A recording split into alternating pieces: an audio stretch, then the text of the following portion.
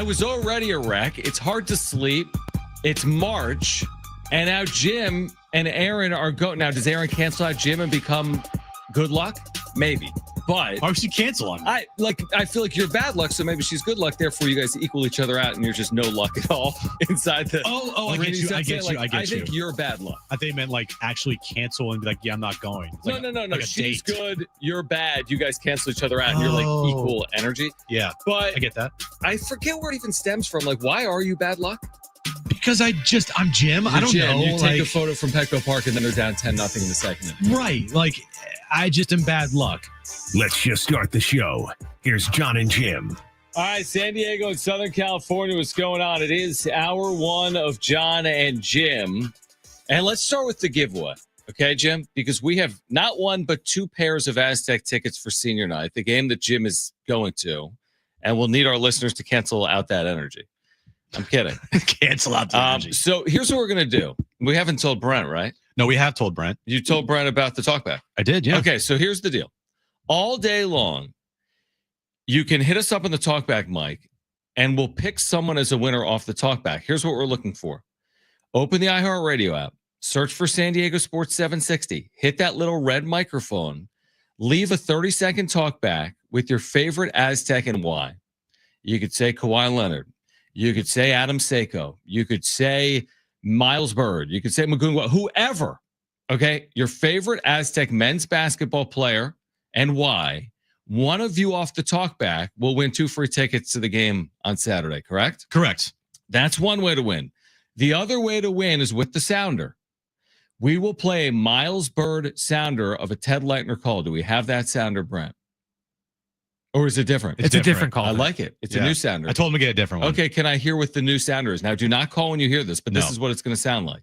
Take it away, Farrell. All the way, slam dunk, throw down with the left hand. Everybody up and going crazy. That was one of the highlights of the year. Yeah. By the way, that was an amazing play. So when you hear the Farrell Compton call from Ted Leitner, we're going to play this once an hour. Correct. 2 o'clock hour, 3 o'clock hour, 4 o'clock hour, 5 o'clock hour. Of those 4 qualifiers, one of you will win 2 free tickets to Saturday night at Viejas Arena. We'll announce that at 5:30. When will we announce the talkback winner? Will we also do that at 5:30? Correct. Okay. So get the talkbacks in right now. This couldn't be easier. Maybe you haven't opened the iHeart app because you listen on radio. Yeah. Download it. That takes 2 seconds. Yep. Put us in your preset, San Diego Sports 760 and Jon and Jim. Hit the little microphone and say, hey, it's, I guess you have to say your name, right? Like, hey, it's Joe from El Cajon. My favorite player is Malachi Flynn. They went 30-2. That team was incredible. I hope to win the tickets. Yeah. Boom. It's very Takes 2 simple. seconds. And the great thing about the talkback mic, it's open all show. So you don't have to be, listening for a sounder to call in. You can just call into the talkback mic, hit the little red microphone on the iHeartRadio app. When you search out San Diego Sports 760, tell us your favorite Aztec basketball player of all time, and you're automatically entered to win the tickets. And you might be lucky enough to win them when we announce the winner at 5:30 today. Absolutely love that. So, by the way, loaded show. Okay. Stacey Terry Hudson, speaking of Aztec basketball, she's the head coach of the women's program. They're going to open in the 4-5 game of the Mountain West tournament on Monday. She'll join us at 2:30, another 20-win season for Stacey Terry Hudson and San Diego State's women's team. Brian Dunseth will call SDFC on Saturday night from Salt Lake on MLS Season Pass. So he'll join us at 3 p.m. We learned today, as Jim said in his update, no Chucky. He's out with a hamstring injury, at least for the time being, at least for Saturday. And then Chase Fisher, friend of the show, who is the CEO of Blenders. And they've got this awesome NIL collab with Mesa and these brand new sunglasses for this March with San Diego State men's and women's basketball. He'll join us in studio with more on that coming up at 4 p.m. But let's start with the Padres. It's deja vu all over again. They're losing a spring training game. They haven't won in our lifetime. They are trailing 7-2 in the top of the 8th inning. So that thing's done. They've given up on that. Whatever. We'll move on to tomorrow. They've given up on the Cactus League season. And Jose Iglesias comes into camp with strong words. So we spent a lot of time on him yesterday, the nice year with the Mets last season. And he gets to camp in the midst of this. They're mired in this losing streak, right? Nothing can go right. And Jose Iglesias just adds more fuel. Do we have the sound here, Brent, from Jose Iglesias? Let's hear from Jose Iglesias as he reports to camp today for the San Diego Padres and react. Yeah, it was tough year for me. It was tough year for me all around. I went to El Paso, and opportunity never developed. Play well down there, and it was time for me to go home. At that point, it's I don't want to sound arrogant or anything, but I'm not a minor league player at this point in my career, and I did it, I proved it, and it didn't work out, and it's fine. And then I went home and I enjoyed the family, and then I got another opportunity last year, and I took a full advantage of, and here I am on back to the Padres. Is there any hesitancy to come back to this organization given what happened in 23? At all. This is a great opportunity for me. This is a great opportunity for this organization to continue to grow, continue to win games, and I'm just, like I said, very happy to be part of.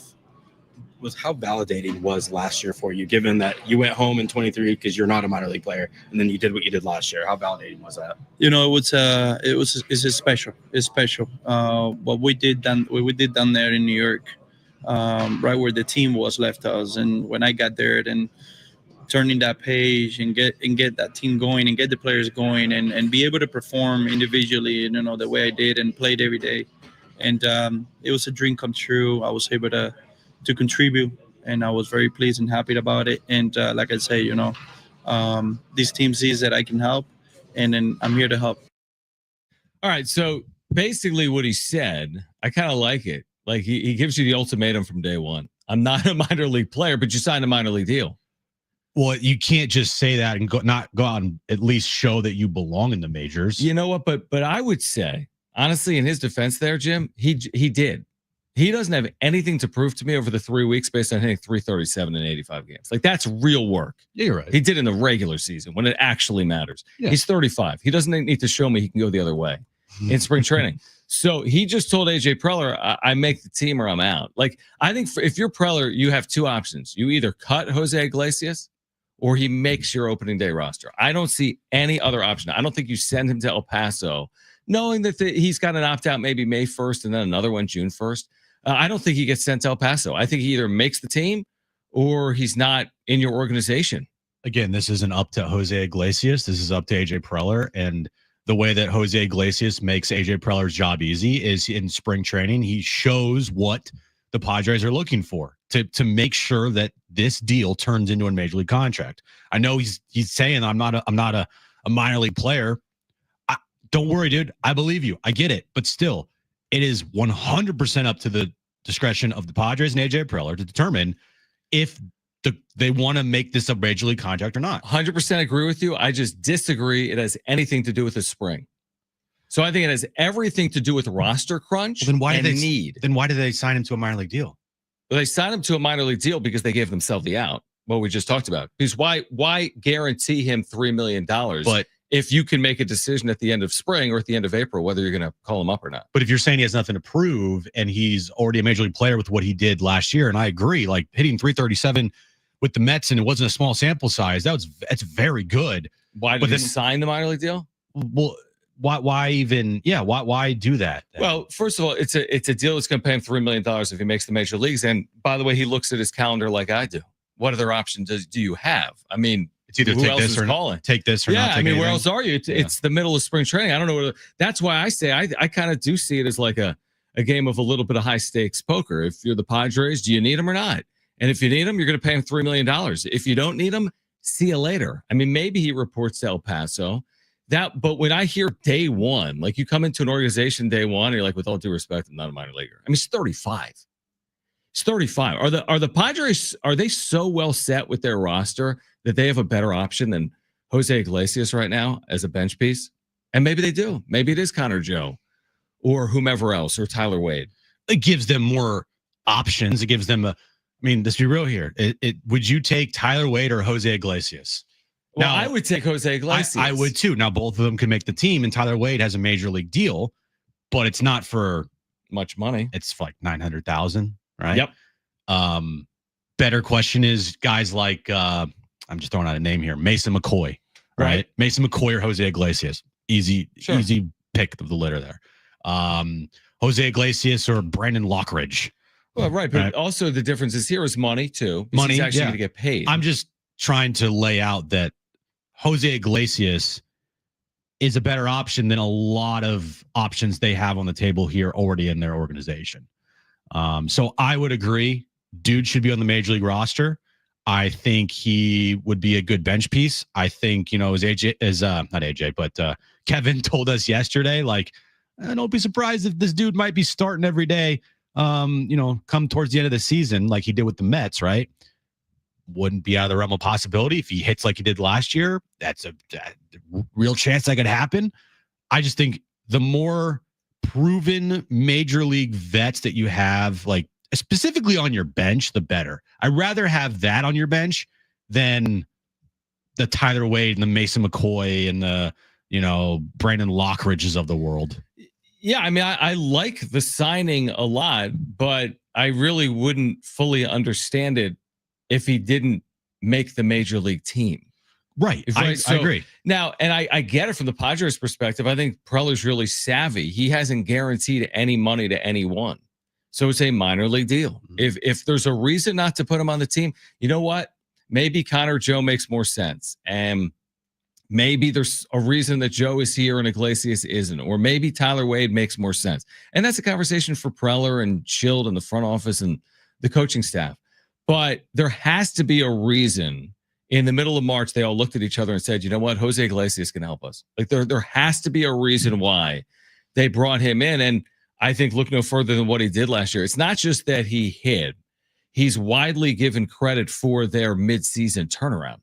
Again, he wasn't the only reason why they did it, but you're without a Jerkson Profar. You get a hitter that can hit for average, that was on a winning team that you're familiar with because he was in your organization in 2023. I'd be very surprised if he didn't make their major league team. I really would. So how many bench players do you think this team's going to carry? Whatever the math suggests on it. Is it 4 or is it 5? It's a backup catcher. Do math here. How many pitchers? 13? It's 5. Okay, 5. Yeah, but it's 5 because you're right. 13 pitchers, 13 position players is 8 starters and 5 bench pieces. 1 catcher, 2 infielders, 2 outfielders, right? On average. So 1 catcher, whether it be Campy or Maldonado or whoever, but 1 catcher. All right. Tyler Wade, because Schulte loves him and players love him, even though he's not really a great baseball player. Let's say Jose Iglesias. Okay. Yep. That's 3. Let's go with Connor Joe. Right. Okay. That's 4. That's 4. And then you have like Tirso Ornelas and other guys fighting for a job. Sheets. Okay, right? let's go Tirso Ornelas. All right, because then Eggy would be the DH. Oh yeah, Eggy Rosario. Yeah. Right. You got Luis Ariz being your first baseman, so Connor Joe's on the bench, and then Jason Hayward and left. You need another outfielder, so Tirso makes sense. I like that. Tirso, a catcher, Jose Iglesias, Tyler Wade. Who else did I say? Connor Joe. Not the greatest bench in the world, but I mean, it's better than it's better than what it was 2 days ago. Yeah. And that's the thing by adding, like, again, I don't have any real reason why Jose Iglesias wouldn't be on the team. I don't even care who the rest of the roster is. Why wouldn't he be on the team? 35-year-old veteran that hit 337 last year that plays multiple positions. Yeah. Can you do better? Like if you're AJ, I don't think he can. Do you like that bench or is there another option? Did Yuli Gurriel, Gavin Sheets? All possible. Yeah. Obviously. I mean, Oscar Gonzalez. I like having more depth than less, and they will have some depth. So if there's reasons to use it, and it is going to be weird. Is Yuli Gurriel going to be in AAA as a 41-year-old? Is Jose Iglesias going to be in AAA all year as a 35-year-old? The answer is no. That's why he has opt-outs. We'll talk more about it on the other side. Listen for that sounder when you hear the Aztec men's basketball sounder, the Ted Leitner call of a Faro Compton slam dunk. Make sure to call 877-767-4760 to qualify to win Aztec men's basketball tickets for Saturday. Also, if you want a chance to win an additional pair of Aztec tickets for Saturday, hit us up on the talkback mic. Let us know your favorite Aztec player of all time and why. Stacey, Terry Hudson at 2:30. More in the Padres after this. Jon and Jim.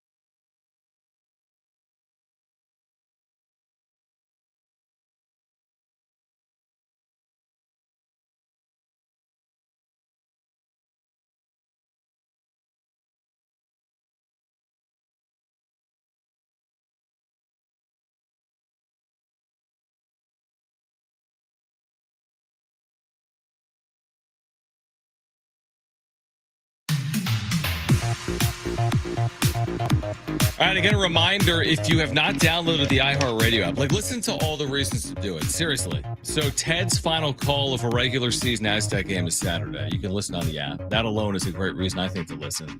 In fact, if you're not going to the game, I say turn the volume down on television and listen to Ted, because how many more chances are you going to get to do that? So you can do that on the app. Also, today, if you have the app, hit us up on the talkback mic. So click on San Diego Sports 760 and then click the little microphone and say, hey, I'm John from Chula, if you are John from Chula. And my favorite Aztec is KJ Fagan, because they went 30-2 but never got to play in the NCAA tournament because of the pandemic. And then you're qualified to win a pair of tickets for Saturday night, senior night at Viejas Arena, if you do that on the talkback mic. It's as simple as that. The talkback mic is open the entire show, so you can do it literally whenever you want. That's one way you could possibly win. The other way is when Brent plays the Ted sounder, then you call in, and then if you get picked by Brent, then you're qualified for a chance to win. We're announcing the grand prize winners at 5:30. All right, so we started the show talking about Jose Iglesias putting out an ultimatum on the first day he reports to Padres spring training. I kind of like it, truthfully, saying I'm not a minor leaguer. I think he proved that last year. He didn't even reach the major leagues in 2023, and you heard in that soundbite how frustrating that was. He was a Padre farmhand. He didn't even appear in the major leagues. The Padres were awful in 2023. But it speaks to the organization that he wanted to come back, though. Also, the fact that I'm sure. Does it?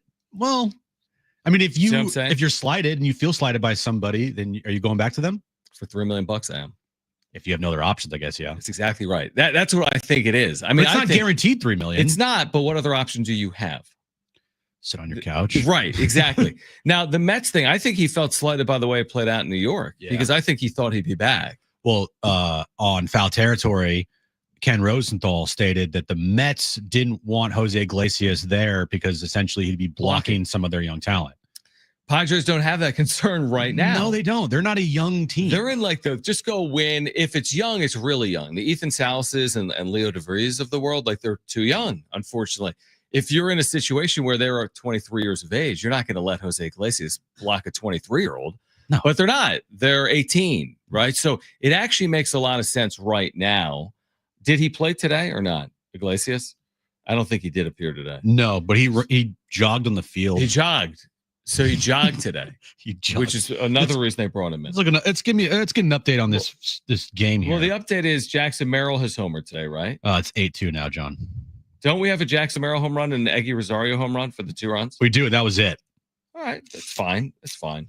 And Dylan Cease went 3 innings today. Now he allowed 4 hits and 2 runs, but Dylan Cease went 3 innings. Those are your highlights today.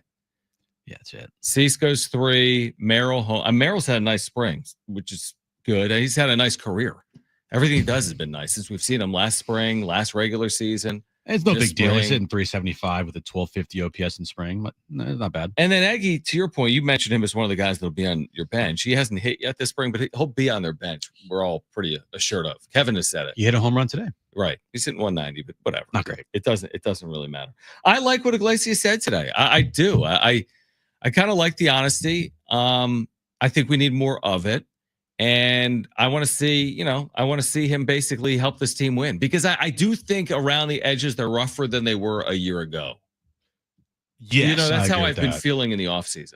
But going into last year, it was still rough. It just at the end of the year looked great because the rough edges turned out to be silky smooth edges with like Jurgson Profar and Higgies and the Jeremiah Stratas of the world, right? Like the Donovan Solanos and the Peraltas, like all those players helped out in some way or fashion with the team. And a couple of those players turned out to be like really key pieces.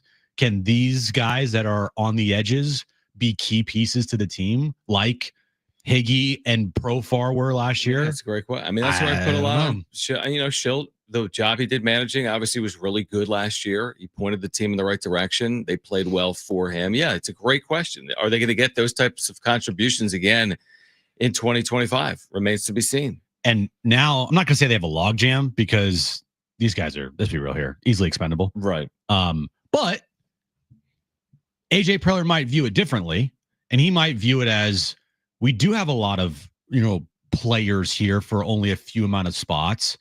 and he might want a certain player on this roster. So does he go out and make a move to free up a spot? Does he still want to shed payroll? Is a guy like Jake Cronenworth a name that he's trying to shop? Then it gives a lane to have Jose Iglesias be a guy every day. And, is that something that he's going to do? You and Kevin are on the like, hey, they're going to make a move. They're going to make a cost-cutting move, or they're just going to make a move in general. I mean, is Jake Cronenworth's like slug of any value? Like, I guess the point would be if you had Jose Iglesias healthy and you had Jake Cronenworth healthy, what's the difference? One of them makes $8 million a year less than the other.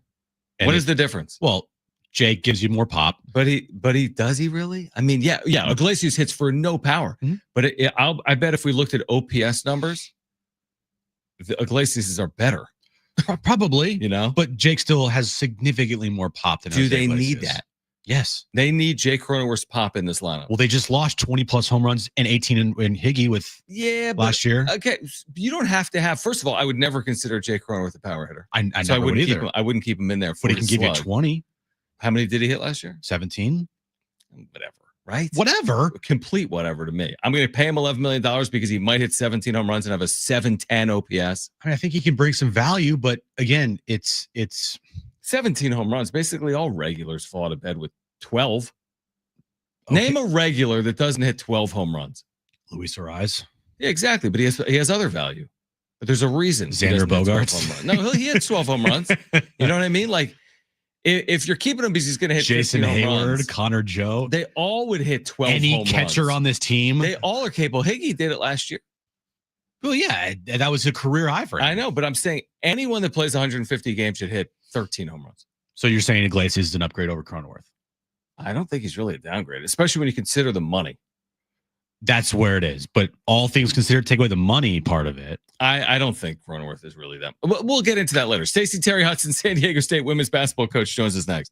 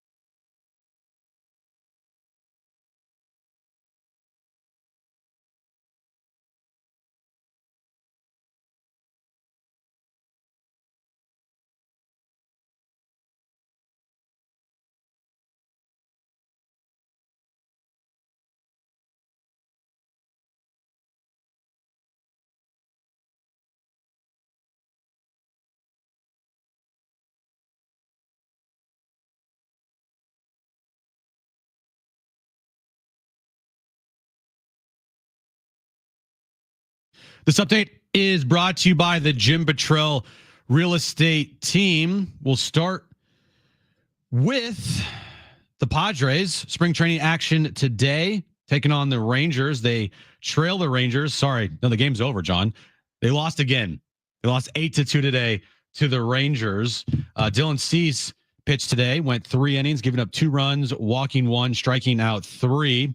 San Diego Football Club's head coach Mikey Varas announced today that Chucky Lozano is out this weekend versus Salt Lake with a hamstring injury. He's labeled as week to week with the club. Tonight is the Brian Dutcher Coaches Show at 6 p.m. with Coach Dutch and John right here on San Diego Sports 760. And immediately following the Brian Dutcher Coaches Show, we have Lakers basketball on the station at 7 p.m. as they take on the Knicks. Would you like to know what your home would sell for today? Get a simple text message with your home's value by texting your address to 855-600-6000. You'll get no phone call, just a text. Jim Petrell has the buyers. Simply text your address to 855-600-6000. All right, let's talk some Aztecs women's hoops. As Jim just mentioned, Brian Dutcher will join us at 6 p.m., but we're joined by the head coach of San Diego State's women's basketball program right now, Stacey Terry Hudson, back with us on Jon and Jim. Another really good year. They're getting ready for the Mountain West tournament in Las Vegas on Monday, a 4-5 matchup against New Mexico in the quarterfinals, coming off another 20-win season, 22-9 this year for SDSU women's hoops. So, Coach, first of all, appreciate you hopping on and hope you're doing well. Yes, thanks for having me, guys. I'm doing great. Just, grinding it out, trying to make some last-minute adjustments before we head to Vegas, but excited to go down there and play our best basketball and hopefully win a championship. You have played some really good basketball in recent years in Las Vegas in the Mountain West tournament, winning quarterfinal games, making it to championship games. You won against UNLV this year in the regular season. They only lost 2 games in the regular season in the conference. So does the messaging at all change, or how do you look at this from a team perspective heading into this type of event where it's win or go home essentially this time of year? I mean, that's the message, and this is a unique situation because, yes, we have a lot of people that were on that team that you mentioned earlier that played in the championship game last year and played a really good UNLV game tight. We have a lot of newcomers. We have 4 freshmen, 2 transfers that all contribute this year. So it's a different team, but the same goal. And we're trying to put ourselves in a great situation to win. I mean, it's exciting. March is so much fun, and they have a sour taste in their mouth because they were able to get there last year.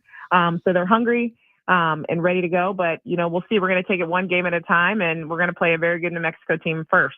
Well, what speaks to the success that you guys have had on the road this season? 10-3 on the road, best record on the road since 2012, 2013. What's it been like, just being on the road and having, playing good basketball? I got a team that's really bought in. We're very deep. So we have the opportunity to go well into our bench. If we have something, whether it be altitude or foul trouble or just, a night that's not going our way, we're just really, really deep. And I think our depth has been our superpower this year. And when you got a group that can hold it together and stay focused, that's a big part of winning on the road. But I think the difference for us this year is we've really buckled down on the defensive end. We're ranked top of the conference in most of the defensive categories. And as my good friend, Coach Fisher, always told me, defense travels. So if you can defend, you're going to give yourself a chance on the road. Stacey Terry Hudson is with us right now, head coach of San Diego State's women's basketball team. I feel like in today's college athletics, you always have like one eye on the future because there's the portal and there's NIL and things change, right? Players come and go. Now, you've done a really good job with retention. What role is NIL playing? I guess I'll start there. I know it was really cool to see your program part of this Blenders release today, the state sunglasses. We'll have Chase Fisher in studio. And I know that those resources and that money is going to be impactful for your program. You have a young team. So what is it going to take to retain, and what is Mesa going to mean to retaining this roster? Mesa means everything to us. This is, obviously I think on the men's side, it was a little bit ahead of what we've been able to do. But I do think that it's impacting our game very much as of today. We've been able to retain kids just because San Diego State offers them so many things outside of that NIL opportunity. But right now we're in the trenches with some schools that have the resources to try to keep people. So we've been working really hard to get it out there that we need some help too, and how wonderful these young ladies are, and their support means so much to us. So we're excited about the blenders. We're excited about all the opportunity that they have, but we got to do more. So that's on me. That's on the student athletes, but we're going to do our best to make sure we have a great opportunity or a package to give each of our young ladies a great opportunity to be successful here. But also what's unique about our situation at San Diego State is they're giving back to the community, and that's what really matters most. And speaking to that, continue to grow the program going forward, because it's never a finished product. You're always looking to grow and get better in certain ways. You guys having, for a second year in a row, setting, records for attendance, just what does that speak to the growth of your program and the winning that you guys have done recently to help the attendance for you guys grow at Viejas?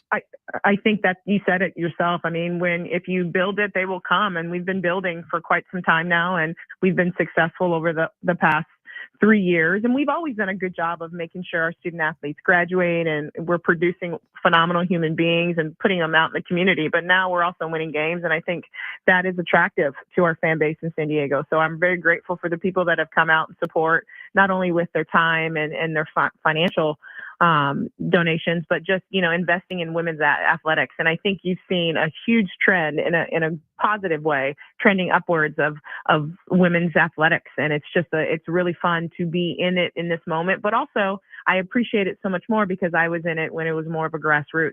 So it's fun, to see so many people enjoying women's sports and specifically women's basketball here at San Diego State. Tell us about this quarterfinal game. So you in New Mexico, you met twice in the regular season, you split, and I think you split by each team winning on the road this year. So you'll play Monday at 2:30, like you said. The winner could see UNLV in the semifinals. What's it going to take on Monday to beat New Mexico?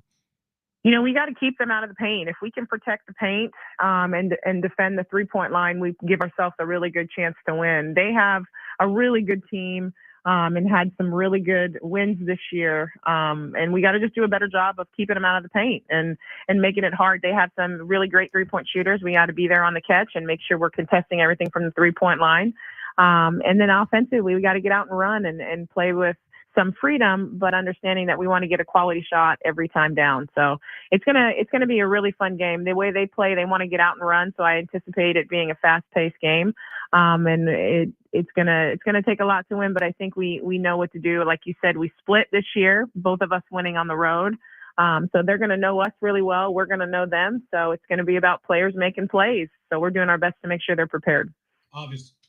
Obviously, it's always the team in front of you, the next game in front of you. You don't want to look ahead, right? You always want to just focus on the game that you're about to play. But, looking ahead, there's an opportunity that you could face UNLV again. How do you make sure to keep your group locked in and focused on, the game you have coming up here in the your first game of the Mountain West Conference tournament, making sure you don't look ahead to potentially playing the number 1 seed again in UNLV? Well, I know that our staff is understanding how hard it is. I mean, 1 win, let alone 2, is going to be really hard to do. We don't take for granted what we were able to do last year. That's not always the case. So we got to stay locked into the task in front of us, and that's obviously New Mexico. And then we'll talk about UNLV when the time is right. But we understand what we have to do, and we understand how good New Mexico is. So we got to focus and stay locked into the game plan, and then we'll see what happens there. There's been a lot of discussion just looking, ahead or from like a 30,000-foot view perspective of college athletics and San Diego State athletics. Obviously, we know about the Pac-12 move coming in future years. It's been discussed what that means for football or men's basketball. What is that going to mean for women's basketball? Oh, it's such a great opportunity for us to give ourselves a chance to move in a different direction. Obviously, a little bit more of a competitive league, gives us more opportunities and more resources to be able to recruit and retain really good student athletes and compete at the highest level. I've been a part of the Pac-12, the previous Pac-12, so I understand how good it can be. And to be honest, I thought it was one of the best women's basketball leagues before it disbanded last year. So I'm excited about the move. I know how great it is, and I think we're adding some really good teams and looking forward to see who else we add. But it just there's a level of respect just that the name commands, and we're just excited to be a part of it. 22 wins, entering the Mountain West tournament on a 5-game winning streak for the first time since 2012, 2013, And again, in that 4-5 game against New Mexico. And again, if you want to support San Diego State, not just men's basketball, but women's basketball moving forward, make sure to check out mesa-aztecs.org. You can specifically support women's basketball at mesa-aztecs.org. I know there'll be a matching campaign coming up later this month as well. But Coach, we appreciate it. Best of luck Monday in Las Vegas, and we'll be watching and rooting here from San Diego. Thanks, Coach. Sounds great. Our goal is to stay as long as we need to make sure that you're at that game, that championship. There you go. So you got to come. Spend the week. Spend the week in Las Vegas. So that's what we were rooting for. Yes. Thank you, Stacey. There you go. You guys have a great day. Thanks for covering women's athletics. Absolutely. Stacey Terry Hudson. She's done a really good job. 3 straight 20-win seasons for Coach Hudson at San Diego State. That's really good. Yeah. And a championship appearance last year against UNLV, and then they beat UNLV this year in the regular season. Maybe they're getting closer to overcoming the Rebels here in 2025. All right. Did the Mariners kind of catch a stray from a former player? We'll explain on the other side. Plus, we'll get you ready for Saturday for SDFC coming up at 3 p.m. with Apple TV's play-by-play voice for that Salt Lake SDFC game on Saturday night. Plus, chances to win Aztec men's basketball tickets for Saturday. Listen for that sounder. This is Jon and Jim.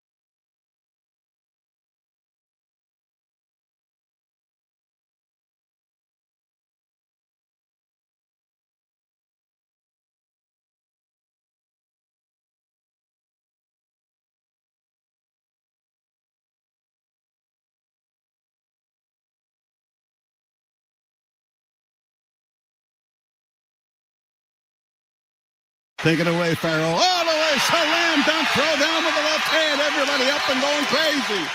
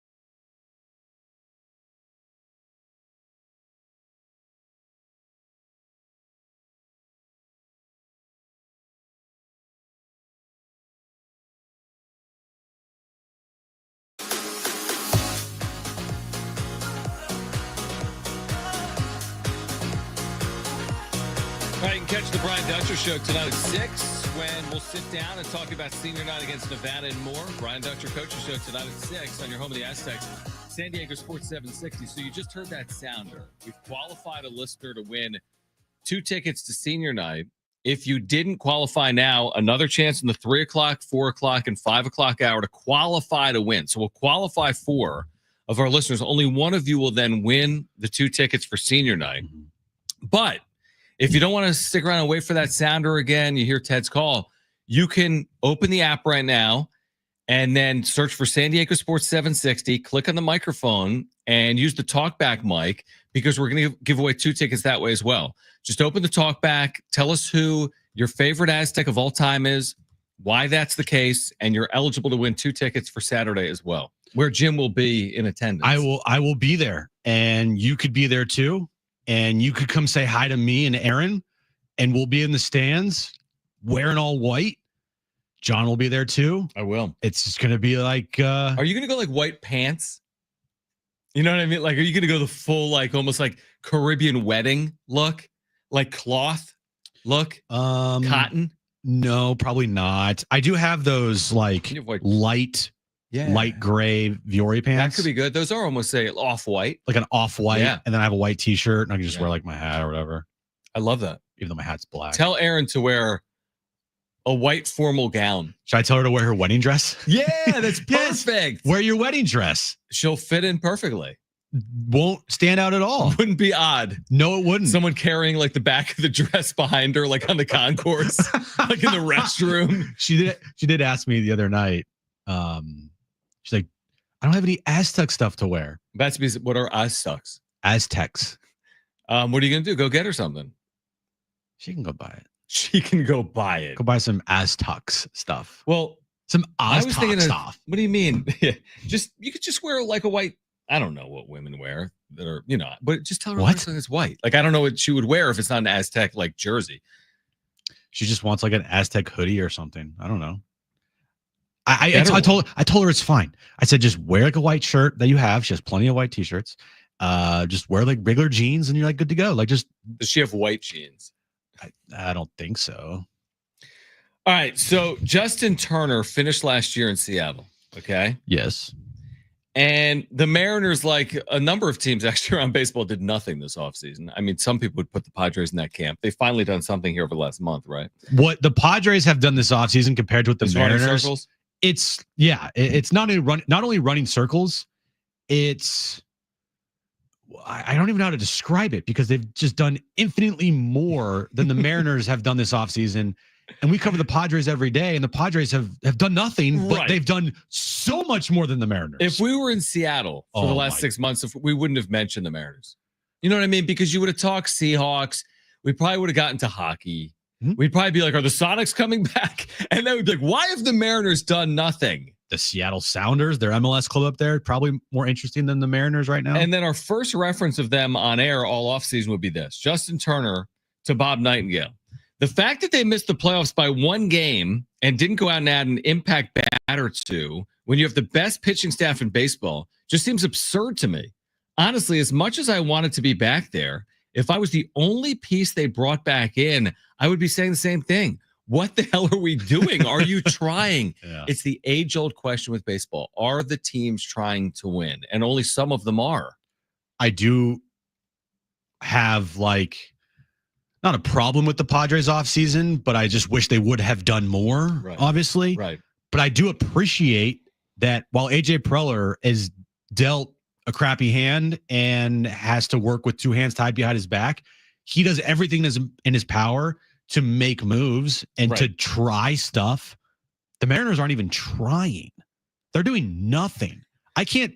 What is the goal here? What move have they done this offseason that you can think about? Oh, I couldn't name one of them because they haven't done anything according to Justin Turner. So I'm sure they've done nothing. Have they signed any free agents?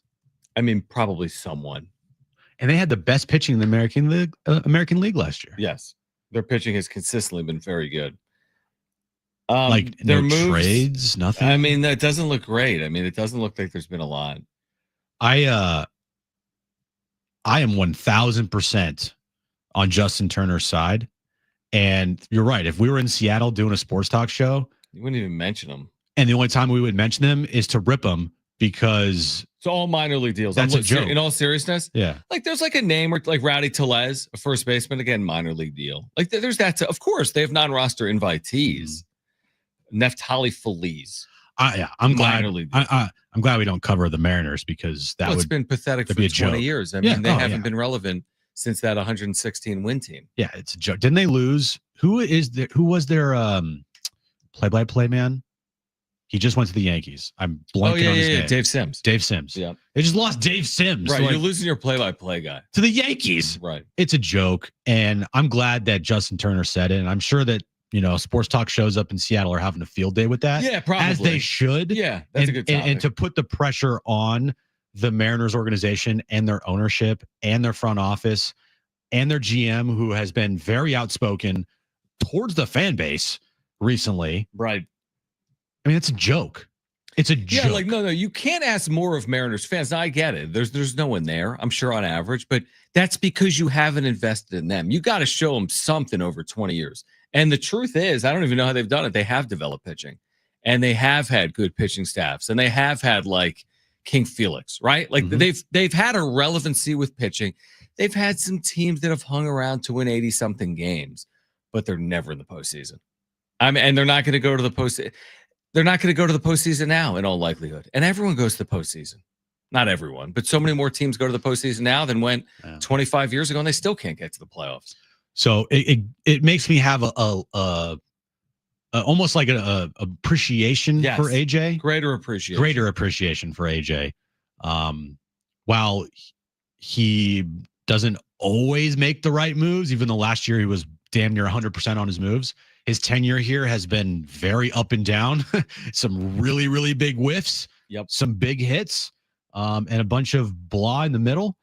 But I do appreciate that AJ Preller is always active. That's the one thing that I can say has been the most consistent part of AJ Preller being here is that he is, one, never boring, which in our business we love. Right. Yeah. And number two, he is always trying and always, I guess, at the front of the line as far as making moves, being bold, being in trade discussions, rumors. Like, he is always there. Whenever there's a big name out there or a free agent, like, more often than not, AJ Preller has probably called in on that player and is in the discussion.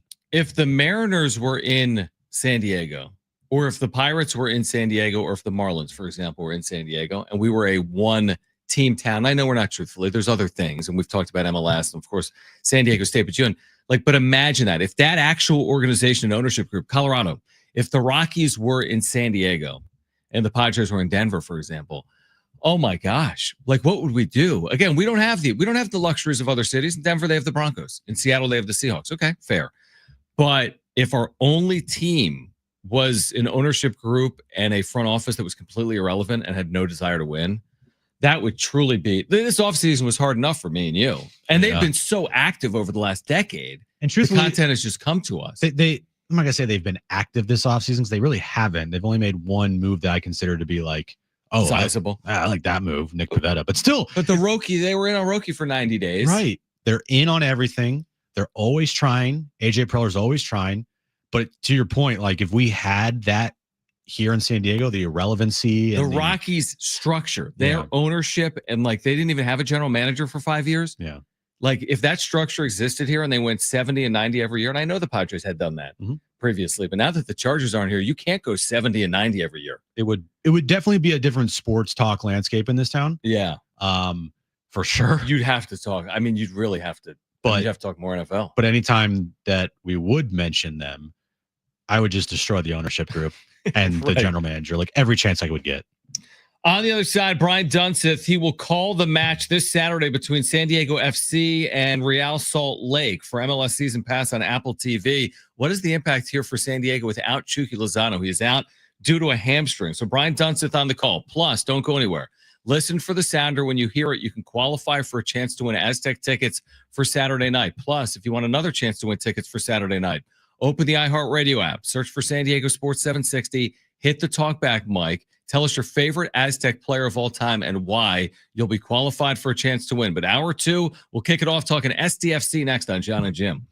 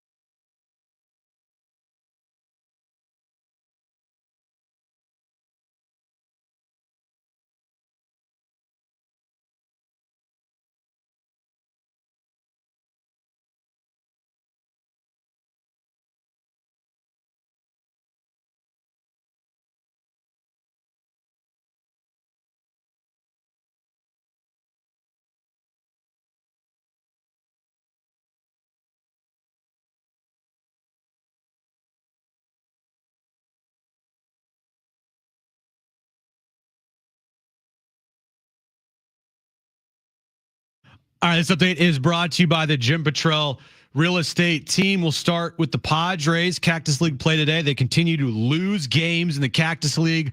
Today, they lost to the Texas Rangers 8-2. Dylan Cease started today's game for the Padres. He went 3 innings, giving up 2 runs, walking 1 and striking out 3. San Diego Football Club's head coach Mikey Vargas today announced that Chucky Lozano is out this weekend against Salt Lake with a hamstring injury. He is labeled as week to week with the club. Tonight is the Brian Dutcher Coaches Show at 6 p.m. with Coach Dutch and John right here on San Diego Sports 760. And immediately following the Coaches Show, we have Lakers basketball as they take on the New York Knicks starting at 7 p.m. Would you like to know what your home would sell for today? Get a simple text message with your home's value by texting your address to 855-600-6000. You'll get no phone call, just a text. Jim Petrell has the buyers. Simply text your address to 855-600-6000. Getting you all set for that drive home. Jim is going Saturday, and this is now on the heels of the Aztecs losing last night, and I'm nervous because of this. I was already a wreck. It's hard to sleep. It's March, and now Jim and Aaron are going. Now, does Aaron cancel out Jim and become good luck? Maybe. But why would she cancel on me? I feel like you're bad luck, so maybe she's good luck. Therefore, you guys equal each other out, and you're just no luck at all inside the. I get you. I think you're bad luck. I think meant like actually cancel and be like, yeah, I'm not going. Like no. Like she's good, you're bad. You guys cancel each other out, and you're like equal energy. Yeah, but I get that. I forget where it even stems from. Like, why are you bad luck? Because I'm Jim. I don't know. You take a photo from Petco Park, and then they're down 10-0 in the second. Right. Like, I just am bad luck. Let's just start the show. Here's Jon and Jim. All right, San Diego and Southern California, what's going on? This is hour 2 of Jon and Jim. Again, listen for that Aztec sounder for a chance to qualify to win tickets for Saturday. That's senior night at Viejas Arena. Now, you can hear San Diego FC on Jammin' 95.7 this weekend because of Aztecs basketball. You can watch them on MLS Season Pass, Apple TV, and the coverage has been terrific. We've got Brian Dunseth with us right now. He's going to call Saturday's match, Salt Lake San Diego FC from the road in Salt Lake this weekend. Now, Brian, you've got a lot of work to do because we had Jake Ziven on for 2 straight weeks, and SDFC looked pretty good. They won in LA, and then they were able to earn a point last week as well. So I guess I would just start there. I mean, they're without Chucky Lozano, and they're on the road. So this will be a test, obviously, for SDFC. And thanks for hopping on. Yeah, no, appreciate it. I can't believe you painted the Jake Ziven curse on me so early.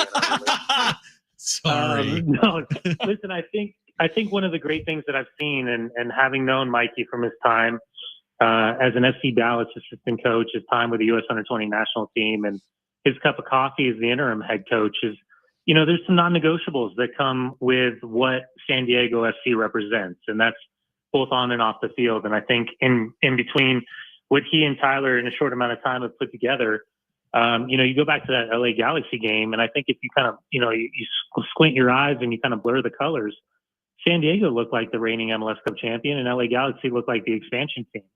I think if you go back, and I did watch, I went back this morning and watched the St. Louis game.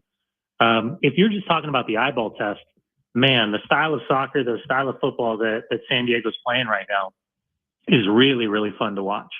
And there's so much, like if you're like a tactical geek like myself, really digging into the formations and the way that they play with and without the ball, the press and how they initiate the press, all of these little things, it's really striking. I said this to Mikey today because we spoke with him on our prep call. I was just like, dude, I don't know how you did it, but in 7 weeks, you've made this group of players look like a real competitor or a real pain in the ass in the Western Conference, whichever that may be. And sometimes you need a little bit of both. In a short amount of time, this team, and again, I know there's going to be question marks about the depth of this team as the roster continues to evolve. But in a short amount of time, this has been a really, really fun team to watch.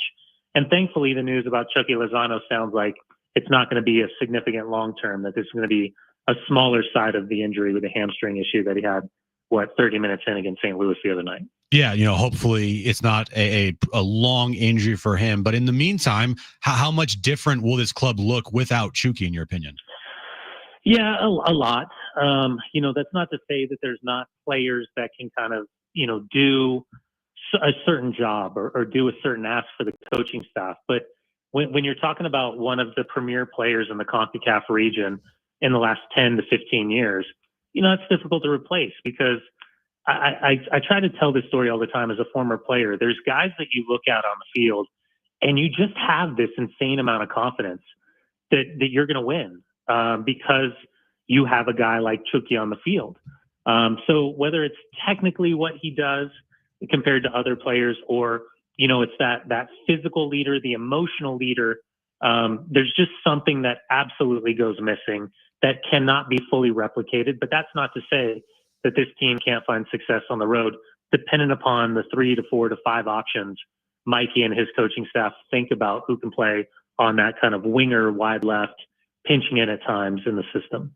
Brian Dunseth with us right now. He'll call this match MLS Season Pass, Apple TV, 6:30 Pacific on Saturday. So for SDFC fans, they've seen, obviously, Galaxy. We saw that home debut this past week as well against St. Louis. What do fans need to know here locally about Salt Lake?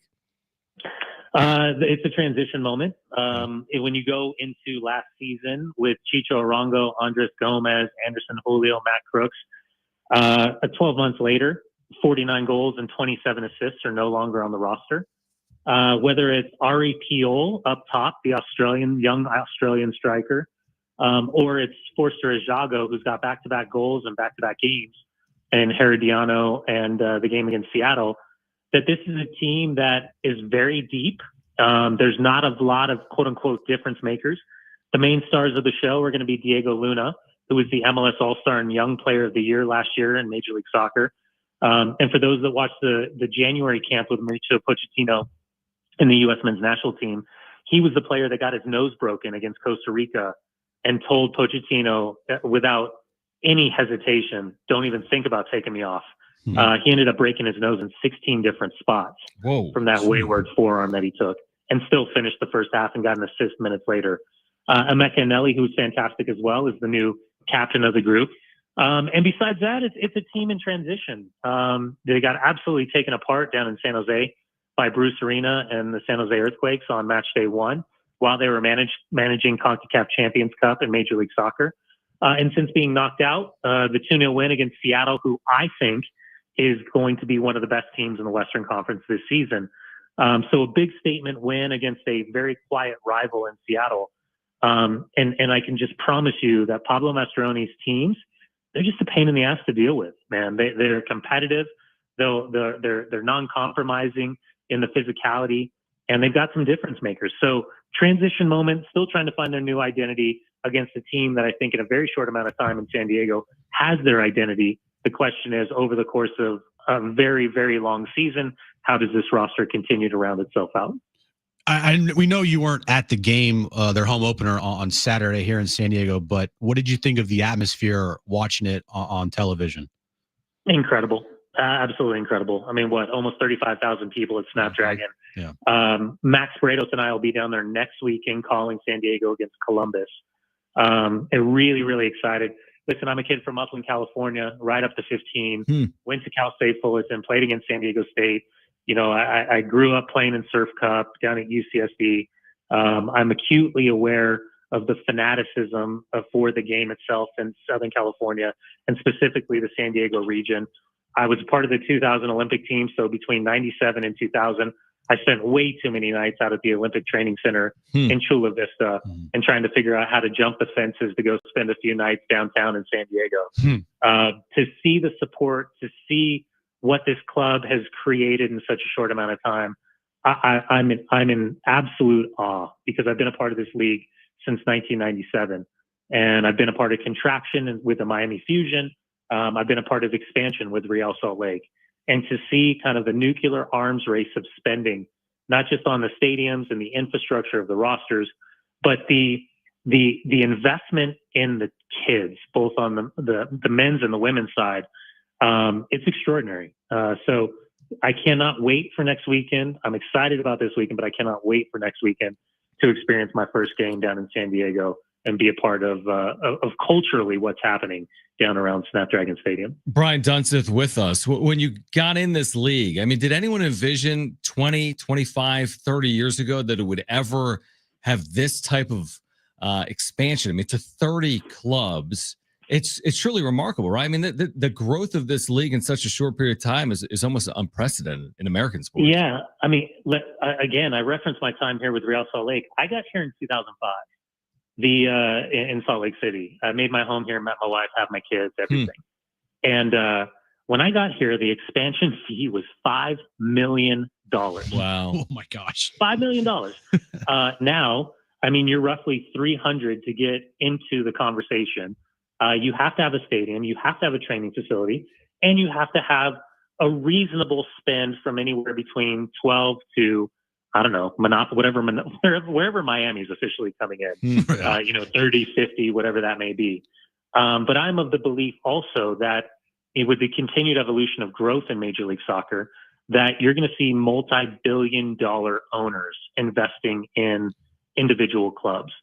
And I think that's going to be the next step is, watching, and Don Garber always tells the story, the commissioner of Major League Soccer, when he joined, and I was there in his introductory press conference in New York back in 2000. When he took over, there was like 4 or 5 owners in MLS. And sometimes these owners were floating multiple teams at the same time. You think about Phil Anschutz, you think about Robert Kraft, you think about Lamar Hunt and all of these OGs and the investment of soccer on the backside of the 94 World Cup. And to your question, no, I didn't think the league would even be around, to be quite honest with you, because I was one of those guys that played for Rocky Ray Hudson down at Miami Fusion with Pablo Mastroeni and Nick Raimondo and those type of guys. And I showed up to get my paycheck on a Tuesday, and they're like, here's your last paycheck.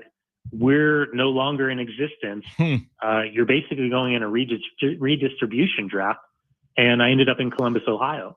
So to see the growth of this league has been extraordinary. To see the women's game see as much growth in a short amount of time, or if not more, when you compare and contrast the age and the timeline of both of these leagues, it's pretty extraordinary. And I am insanely jealous and envious, that a guy in my position is making on average, $1.5 to $2 million a year versus when I retired in 2006, I think my max salary was $120,000 minus bonuses. Right. You're getting paid like in gift cards. Yeah. It sounds like There's a Target gift card. We're like the Dick Butkus of soccer players. That's great. Right. That's great. Brian, we're looking forward to your call again this weekend. Salt Lake, San Diego FC, MLS season pass, 6:30 p.m. Pacific. And then we'll see you here, Snapdragon Stadium in San Diego, where the atmosphere was just incredible. Again, being in this border city, the way that the appetite is for soccer in San Diego, we expect great things here in 2025 and beyond. So thanks for doing it. And we'll catch up with you again soon. All right.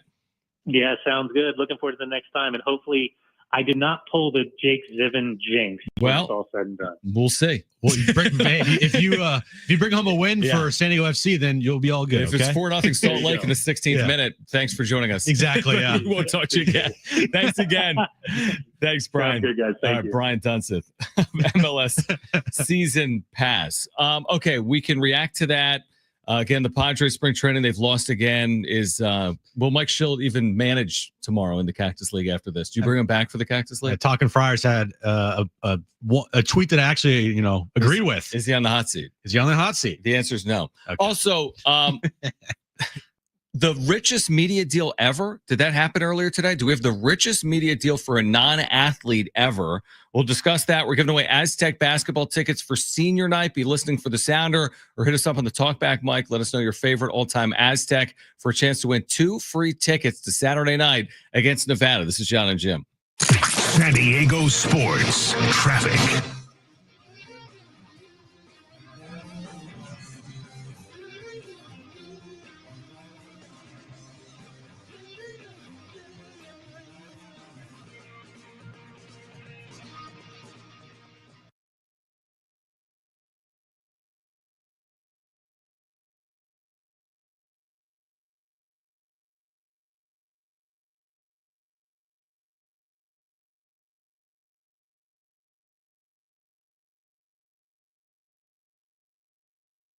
Hey guys, Jason and Mike from Fox Sports Nights. You want to lose weight? Want to look and feel 10 years younger? With no food prep, no yo-yoing, no pills, no gym, and no side effects. Life-changing is how I'd describe it.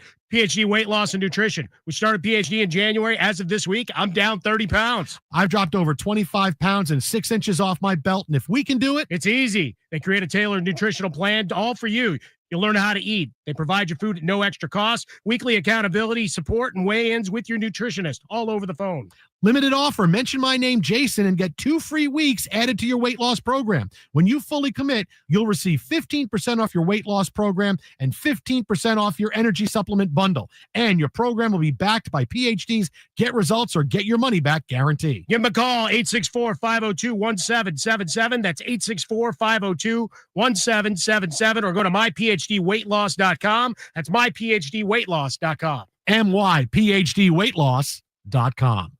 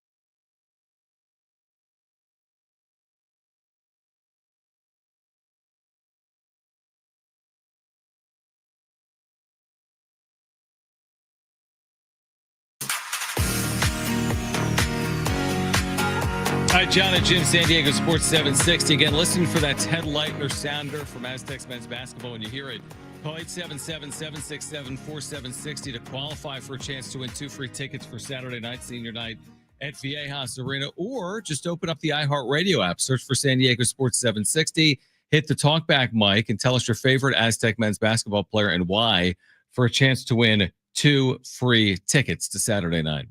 Yeah, the talkback mic is filling up, so you better get in now. Can it fill? Like, is there a capacity? No, there's not a capacity, but so it's not necessarily filling up. Well, I meant like we're getting a lot of talkbacks, is what I'm trying to say. So what gives you a better chance to win? The talkback, or waiting for the sounder? I would try both, but that's a good question. That's a good question, isn't it? Yeah, very good question. All right. Well, you can open up the talkback mic. This is so easy. It takes no time. No time. Open the app, search for San Diego Sports 760, hit the microphone, tell us your favorite player and why for a chance to win those 2 free tickets. We'll let you know if you win. Coming up at the 5 o'clock hour. Stephen A. Smith. Heard of him? Who? So this is broken within the last hour. He has agreed to terms on a new deal with ESPN. This is per The Athletic. It will be for 5 years, $100 million. So his previous deal wasn't at 20. I don't know the exact terms of the previous deal. I have no idea. It was in the, I want to say it was the 15 or 18. He will now make more per year than D'Angelo Russell and Klay Thompson, I saw. Okay. But he's at 5 years, 100. Now, this is ESPN where, you know, they've lost some play-by-play rights. They just cut Major League Baseball, right? That's a $550 million deal per year. They didn't extend that deal.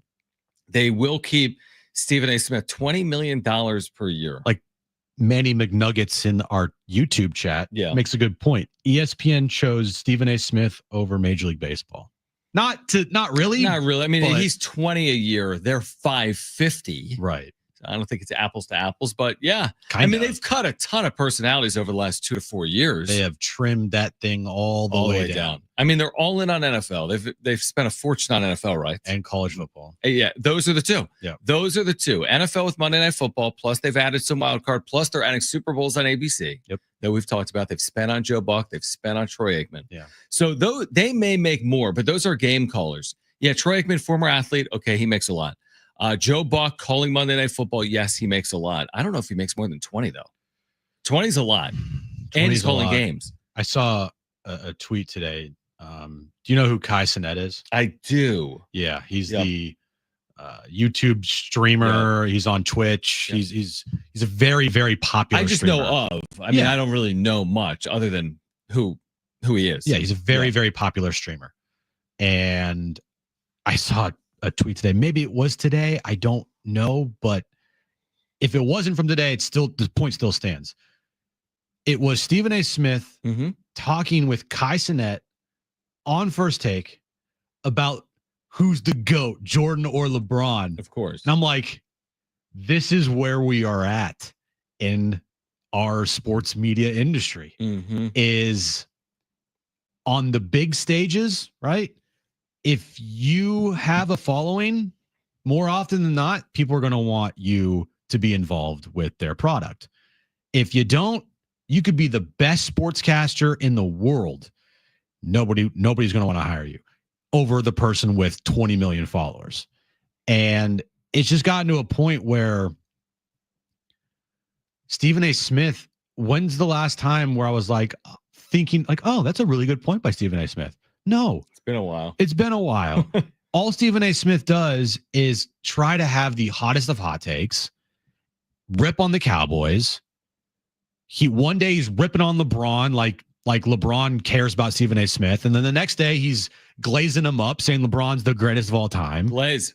And then he's like, don't make an enemy out of me, Kevin Durant. Like, it's just, there's so many things that I'm like, why is Stephen A. Smith given all this money, but then yet again, for whatever reason, without Stephen A. Smith, they don't get any ratings. Dude, I mean, here's the thing. They wouldn't give it to him if it didn't make them more money. They're publicly traded. They're owned by the Walt Disney Company. They're not giving him $20 million just because. It's because it's profitable for them. His previous deal, by the way, paid him $12 a year.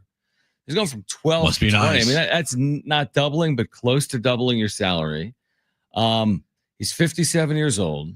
They've really made an effort, ESPN, to have Stephen A. Smith, Pat McAfee, basically be the faces of their like debate shows, right? Yeah. And Pat McAfee, his show, he doesn't even have any takes. He's just like, hey, bro, what's up, dude? Oh, that was great last night. Do you know what he's getting paid? A good amount. 85 over 5 years. So he actually took less. Remember, he was getting paid by FanDuel. He was in that $100 million range. And then he took less to go to ESPN because it's a better platform. Did you like my Pat McAfee impersonation? Yes. It was weird. I didn't think it sounded like Pat McAfee. Let me hear it again.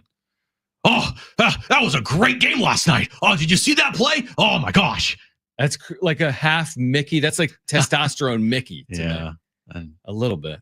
Yeah. Again, it's not necessarily my cup of tea either, but here's what I do respect. It somehow resonates. Yeah. Like I respect the fact that whatever they're doing works. It's not easy to work. And by the way, I'm with you. Yeah, the followers matter and all that stuff, but Pat McAfee's not on the air because he has followers. Stephen A. Smith isn't solely on the air because he has followers. He also has a shtick. But ESPN wanted Pat McAfee. Why?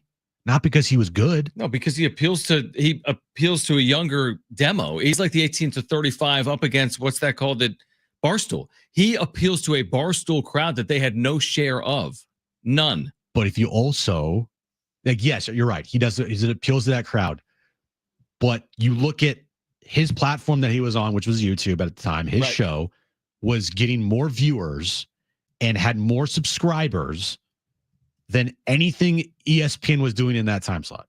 So yeah, the followers and subscribers make a big deal. What were they even do? Okay, so you're saying the time slot? He's not even on ESPN. That show's on YouTube. Oh, and ESPN. Yeah, but What, the reason 10 to why 12? ESPN wanted him is because of his YouTube platform and following in the first place. Yeah, probably. But again, I would argue it all stems back to, you know what he does? He grabs eyeballs of 25-year-olds, which are hard for ESPN to grab. Yeah. So the 25-year-old eyeball, to your point, YouTube, TikTok, Instagram, other areas of consumption, Barstool, they were losing that. There's value. 18 to 35-year-old men have value. ESPN can't only age their demo. They're not signing with Major League Baseball. Is it people that watch Major League Baseball in their 50s and 60s on average? It's funny because like all I see of the Pat McAfee show has nothing to do with Pat.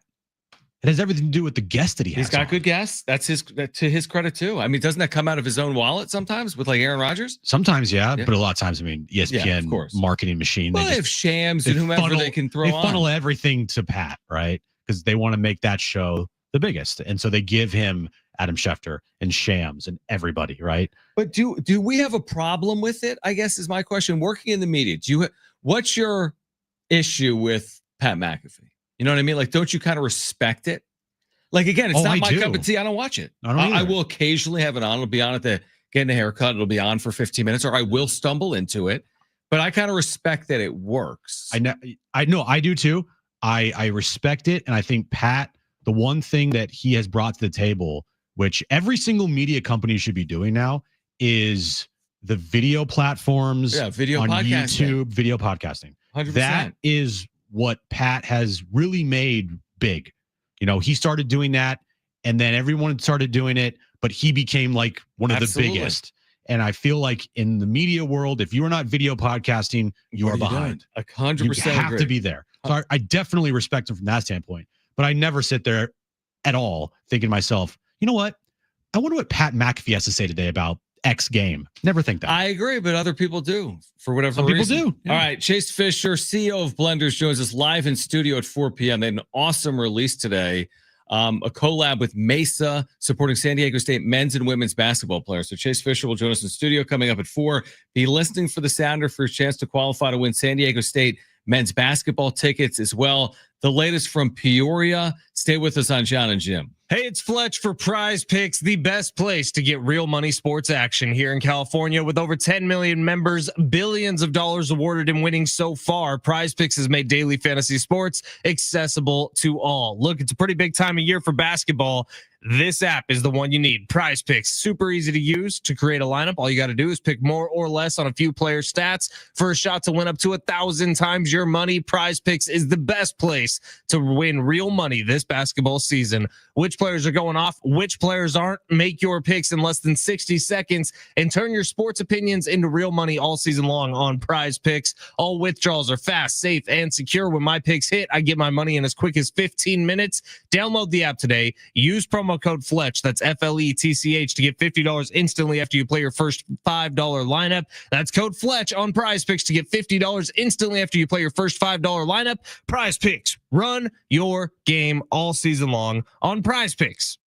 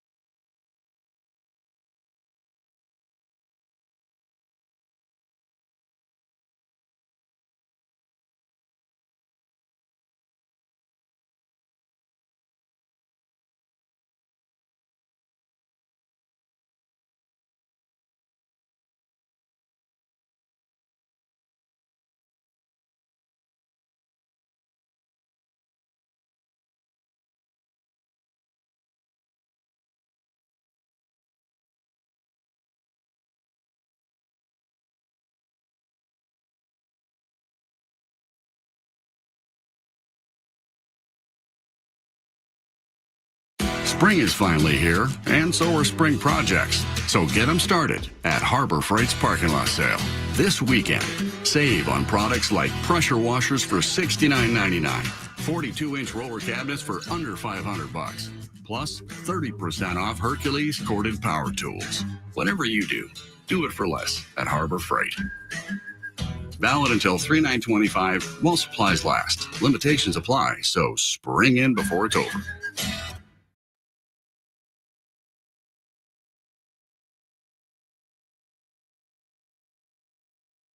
All right, this update's brought to you by the Jim Preller real estate team. We'll start with the Padres. They lose again in Cactus League play, 8-2 to the Texas Rangers today. Dylan Cease made the start, went 3 innings, giving up 2 runs, walking 1, striking out 3. Moving over to SDFC, their head coach Mikey Varas today announced that Chucky Lozano, he is out this weekend against Salt Lake with a hamstring injury. He's being labeled as week to week with the club. Tonight is the Brian Dutcher Coaches Show, 6 p.m. with Coach Dutch and John right here on San Diego Sports 760. And immediately following that at 7 p.m., we have Lakers basketball as they take on the New York Knicks. Would you like to know what your home would sell for today? Get a simple text message with your home's value by texting your address to 855-600-6000. You'll get no phone call, just a text. Jim Preller has the buyers. Simply text your address to 855-600-6000. Chase Fisher, friend of the show, CEO of Blenders, will join us in studio. Talk about a Blenders release with Mesa supporting San Diego State men's and women's basketball. I can't believe that Saturday is the final home game of the year. Like you just said, Brian Dutcher will join us coming up at 6 p.m. Who's more nervous, Dutch or me, for Saturday? Are you you don't seem that nervous. No. Even though you're basically the whole season is on your shoulders on Saturday, you don't seem that nervous. Everything is dependent on you. Look, if this team goes down like 14-2 to start the game, then I'm going to be looking at Erin and asking her, do you want to go? Because I know that if they lose, this is going to be a problem. Hold on. If they actually, let's go down that hypothetical. They're trailing early, right? It's basketball. So, okay, they're trailing early. I'm not going to bail, dude. That's what I was going to say. You can't I was bail. I was like in a joking way. But it would be funny if say they're trailing by 15.5. I will come after you. Yes, I know you will. And I did leave, and they came back and won. Then it's done. Then the is Jim bad luck theory will hold up. Oh, 100%. Well, that would confirm it. That's not like a theory. That is proving what was previously theoretical. Right. It will prove the factual. Yes, it will prove the fact that I believe that with sporting teams, What's this, cricket? I'm bad luck. Let me ask you this. You haven't been asked by JD Wicker to be the I believe that we will win guy, right? Like you're not being honored or still waiting for that text, JD. Okay, so you're not doing I believe that we will win. No. You're not doing like the senior night ceremony. You're not the PA guy for that. No, I'm not presenting any of the seniors with their jerseys on the court. You're not going to join Ted for a special moment. I don't think even Ted knows who I am. I don't know. No, I don't know who you are. I know you. How would Ted know who you are? I mean, I think maybe you email him or something. Ted does not know who I am. Yeah, which is fine. I know. He doesn't need to know who you are. That's fine.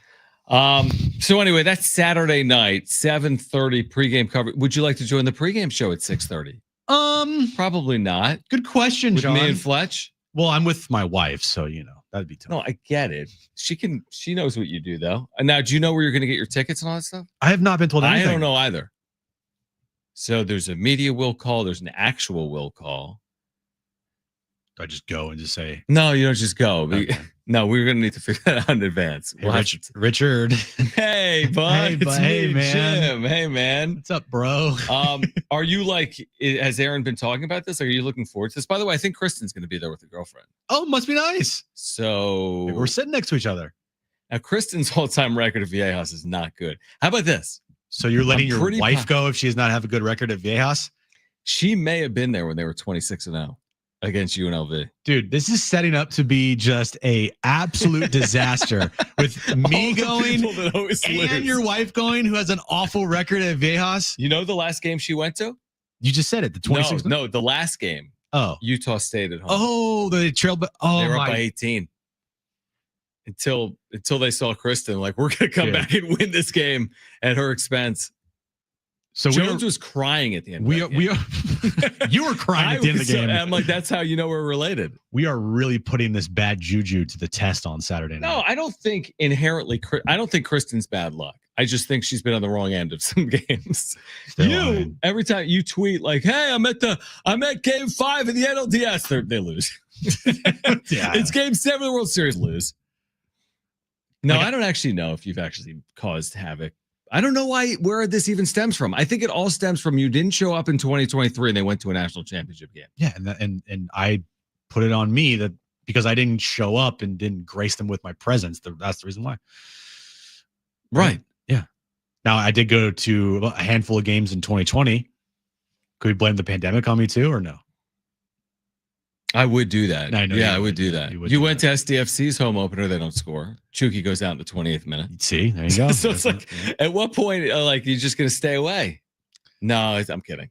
I think I've been to too many Padres games to have like any type of anything involved. Yeah, it's true. You know what I mean? Like when dozens and dozens. Yeah, when you go for like literally full seasons, like, you went for 3 straight years. Well, but by the way, they were awful.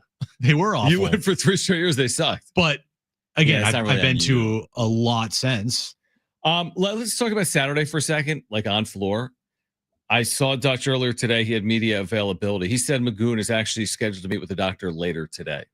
Okay. So update on the Brian Dutcher coaches show? I think we will get an update hopefully on the Brian Dutcher show. Now, is he going to play Saturday?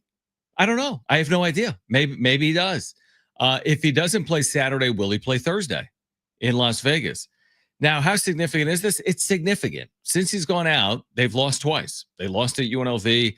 They lost to Utah State. Now, does the committee look at that? Here's my question for you, Jim. If you're firmly on the bubble, maybe you're on the right side, maybe you're on the wrong side when the season ends, a week from Sunday.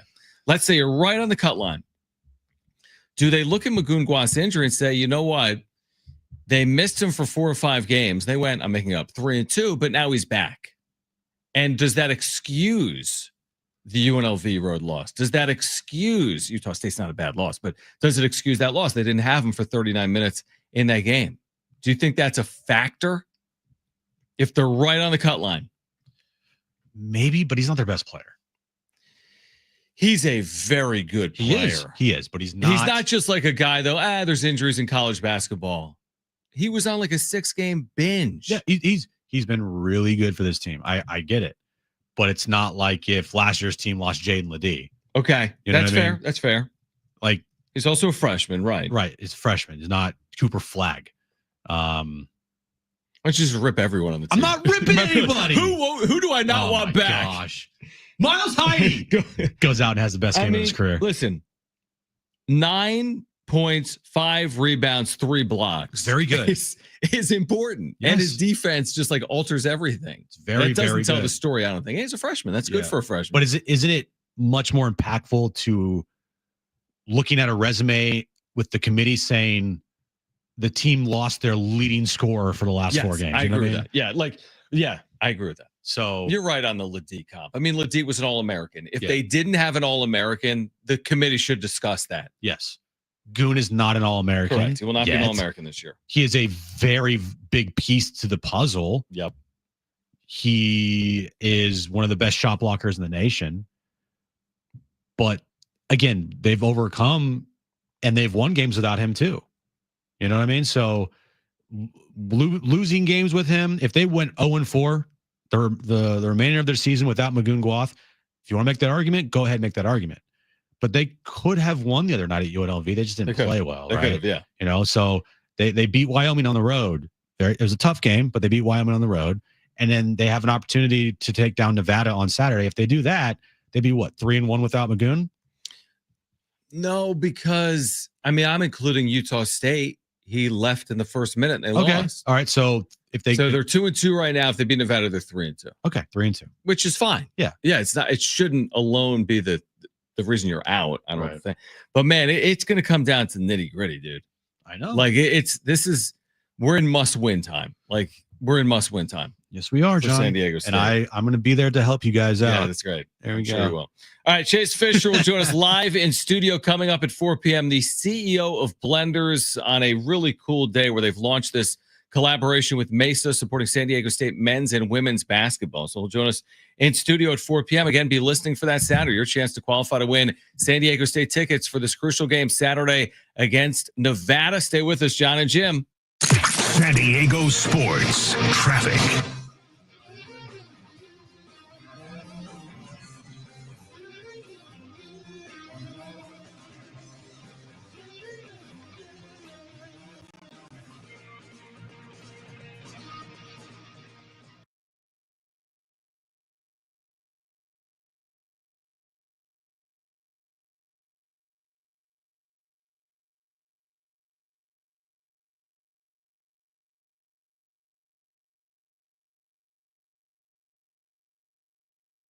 Are you paying too much for term life insurance?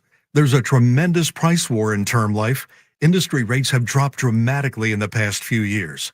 For example, a man aged 45, non-smoker, can get $1 million of coverage for $75 per month, level rate for 10 years.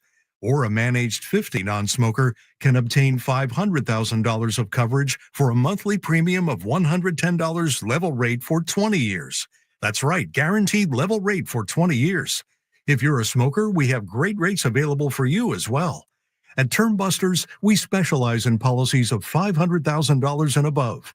If you're looking for new or replacement term life insurance, call for a free quote today. 800-200-2250. That's 800-200-2250. Don't wait. Call 800-200-2250. 800-200-2250. Sample rate quotes based on preferred non-smoker rate class. Exam required to qualify.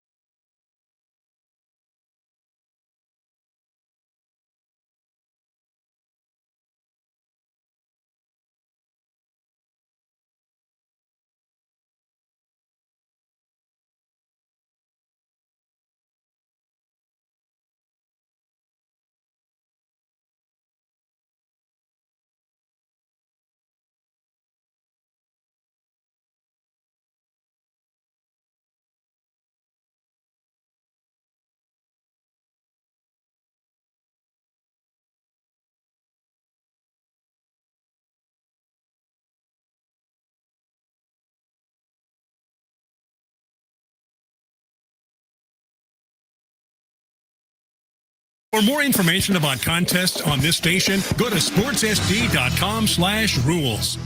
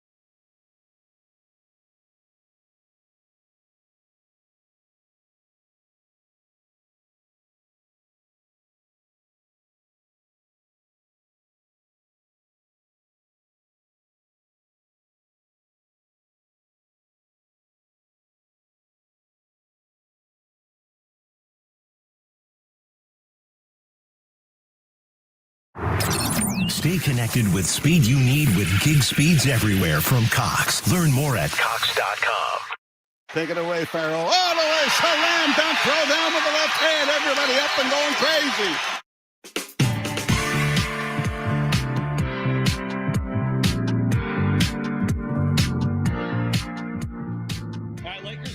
basketball tonight. San Diego Sports 760, Lakers Knicks 7 p.m. after the Brian Dutcher show right here in your home of the Aztecs. Also your home of the Lakers in San Diego Sports 760. Chase Fisher, CEO of Blenders, will swing by at 4 p.m. And we're going to talk about this collaboration with Mesa that we spent some time on here this week. They did it a year ago, and it's a really, really cool project. We've talked about the importance of name, image, and likeness and supporting the Mesa Collective and what it means for the future of San Diego State men's and women's basketball. We were just talking about Magoon Guath, right? So San Diego State right now is trying to get to the NCAA tournament. Like, that's the sole focus. You got to win Saturday. Are we nervous? Yeah, because Jim's going to be there, and Jim's bad luck. But so they'll win Saturday, hopefully, and hopefully they'll put themselves in better position for the tournament. But we've had Dutch on. We've had Caroline from Mesa on. We've had whomever else on, right? Mm-hmm. Jeff Smith. You got to be thinking about next year, too. Like, when you've got sophomores like Miles Bird or freshmen like Magoon Guath, and there's so many others. I mean, look at this roster. 6 or 7 of their primary pieces in the rotation are freshmen or sophomores in eligibility. Like, it's as simple as you got to retain the roster. They replaced a lot from last year, yet they're still in this position. They have to be able to retain a good portion of this roster to put themselves back in this position again next year. Jim, I put that on you. Go raise some money. Okay. How does $20 sound? Yeah, perfect. Perfect. What will that now get this Magoon team? is back. Oh, Thank perfect. you. I bought him a stack of pancakes at Broken Yoke. Perfect. There we go. Yeah, So it's I'm coming sure back because of that. Well, the good thing is you already have, we talked about this before, like the foundation pieces, some of the foundation pieces returning already next year. And Reese Waters and Miles Bird has indicated that, he's either going to return or enter, the NBA draft, but he is not entering the transfer portal. I think him returning next year is a pretty good chance of that happening. Then you also have Nick Boyd. He has another year of eligibility. Ziegler's talked to us about him likely returning as well. It's not official yet, obviously, but like you have those 3 pieces returning for next year's club. Like that to me is a great foundation to have. And then you just build off of that and hopefully retaining most or all of the team while also adding maybe a piece or 2 in the transfer portal, like because Dutch is great in the transfer portal. Yeah, this team could be really good next year, but we also have to just kind of hold our horses a little bit. This season is not done yet. Got to get through Saturday. Don't worry, I'll bring home a win. And then we get to the Mountain West Conference tournament and we'll see what happens there. And, hopefully get to the NCAA tournament and win a couple games and feeling good. You got it all figured out. It's great. You retain the roster, you win some games, you make the tournament, everything out everything's in 2 fine. minutes. You're welcome. Now, I'm with you. And by and large, even in this new era, and there's only been a few off seasons with like the wide open portal and the impact that name, image, and likeness has had now in college athletics, by and large, they've retained a lot of pieces. But you look at this past off season, Lamont Butler's playing for Kentucky. Everyone's aware of that. Or obviously Mike is at Ohio State, Micah Parrish, and Elijah Saunders is at the University of Virginia. Like that, there's been a lot of movement. You look at the San Diego State team this year, I think they're without their top 7 scorers from last year. I mean, that's amazing that they're 20-8. Their top 7 scorers. Now, Jaden Ledee is playing professionally. Darion Trammell graduates. I'm missing others. Reese Waters is hurt, right? So that's outside of their control. But you're without your top 6, 7 scorers, yet you look up and you're 20-8. You can't replace your top 7 scorers every year and get to the NCAA tournament every year. That's a Jim fact.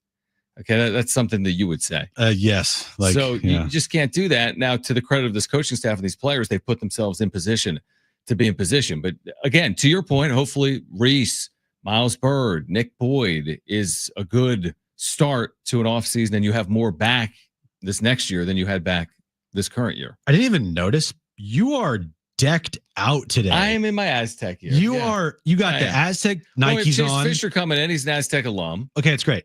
You got the Nike shoes on, Aztec Nikes. You got the San Diego State sweatshirt. Sorry, I didn't wear my blue t-shirt today. You got the San Diego State all black hat on. Right. And you're wearing Viore pants for the 100th straight day. Correct. Viore pants, a t-shirt, and a sweatshirt, and a hat. Debo Samuel. You like that for a segue? Good segue. Did you see that he called his departure from San Francisco bittersweet? Although he did say Washington was one of his preferred trade destinations. He wrote a 2,000-word essay today in the Sporting Tribune. Ain't nobody reading that. Did you read it? Too long didn't read, bro. Did you not read it? I did not. Well, he said it was bittersweet. Might have like an audio, the audio read it to me. Yeah, ChatGPT. Yeah, can you just Give read me this 3 one? bullet points? Yeah, summarize this 2,000 word, I guess, Right. farewell. I look at Debo. He has talent. It felt like it was just falling off a cliff after last year. Right. The money that he's getting just wasn't worth it. And for them to get a 5th round pick, that's a pretty good get for a guy that had an awful season last year, injury prone, and known to be out of shape.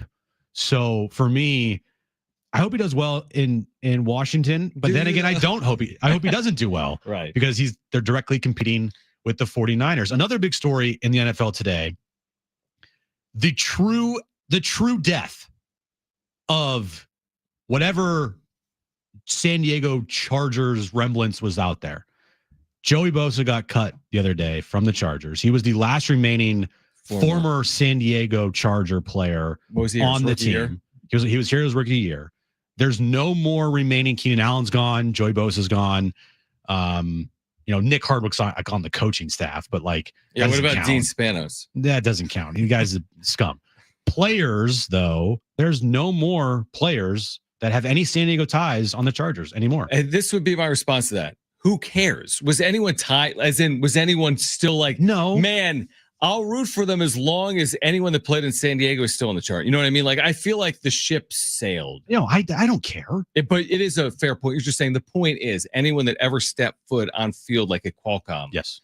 In a Chargers uniform. That era is now fully done. Correct. And it does, the truth is it wasn't forever ago, but it was forever ago. They've spent 8 seasons. Do I have it right? 17 season was the first season they were gone. How many seasons is that? I think it's 8 seasons. I can't do math. So 17, 18, 19, 20, 21, 22, 23, 24. There you go. That's 8, Jim. Going 5 on. plus 3. Wow, look at you. Coming up on 9 this year? That's right. After 8, will be 9. 8, That's 9, exactly 10. right. There you Yeah. go. Yeah. 11, 12. Right. So is that hard on you that? No, it's not Nobody hard on me. cares. I'm just simply stating that End of an era. seeing Joey Bosa get cut yesterday here in San Diego, you think to yourself, oh, that was the last San Diego Charger. Do you think anyone is out there like, listen, I'll root for them as long as there's some tie to San Diego? Maybe there is. I don't know. I think there was the group that said, listen, I'm a Phillip Rivers fan. There was a lot of Charger fans, right, that were infatuated with Phillip Rivers and obviously thought very highly of him for his time in San Diego. So he goes to LA. It wasn't his choice. He didn't move the team. So, okay, I'm going to follow this team. He didn't like it. Of course. So I'll follow this team through the Rivers era. Well, that comes and goes. And then, maybe I'll follow them as long as they have a player that played in San Diego. To your point, Joey Bosa, very good player. Keenan Allen. That comes and goes. And now it's just like, well, what are you following them for? Yeah. Because they have Justin Herbert. Well, I mean, there's still Chargers fans out there for sure, even if, 100%. you still live in San Diego. I'm just simply stating the fact that the end of the San Diego Chargers is now officially dead for whatever, ties fans have to the team still, whatever. If they didn't care, it's fine. Right. I still was always looking at like, oh, Joey Bosa. Oh, he's played in San Diego. He was drafted by the San Diego Chargers, right? Right. Well, that's it. It's done. He's done. He's cut. He's gone. So I thought that was. It's noteworthy. It's not like a significant headline story here in San Diego, but I think it's noteworthy. Do you think they'll come back now? I'm kidding. All right. Chase Fisher, CEO of Blenders, will join us on the other side. We'll talk about this collaboration with Mesa supporting San Diego State men's and women's basketball. Their brand new pair of sunglasses released today, the State sunglasses. Chase Fisher in studio joins us next, Jon and Jim. The BNP Paribas Open returns to the Coachella Valley in March, transforming the Indian Wells Tennis Garden into Southern California's premier destination for world-class tennis, dining, and entertainment.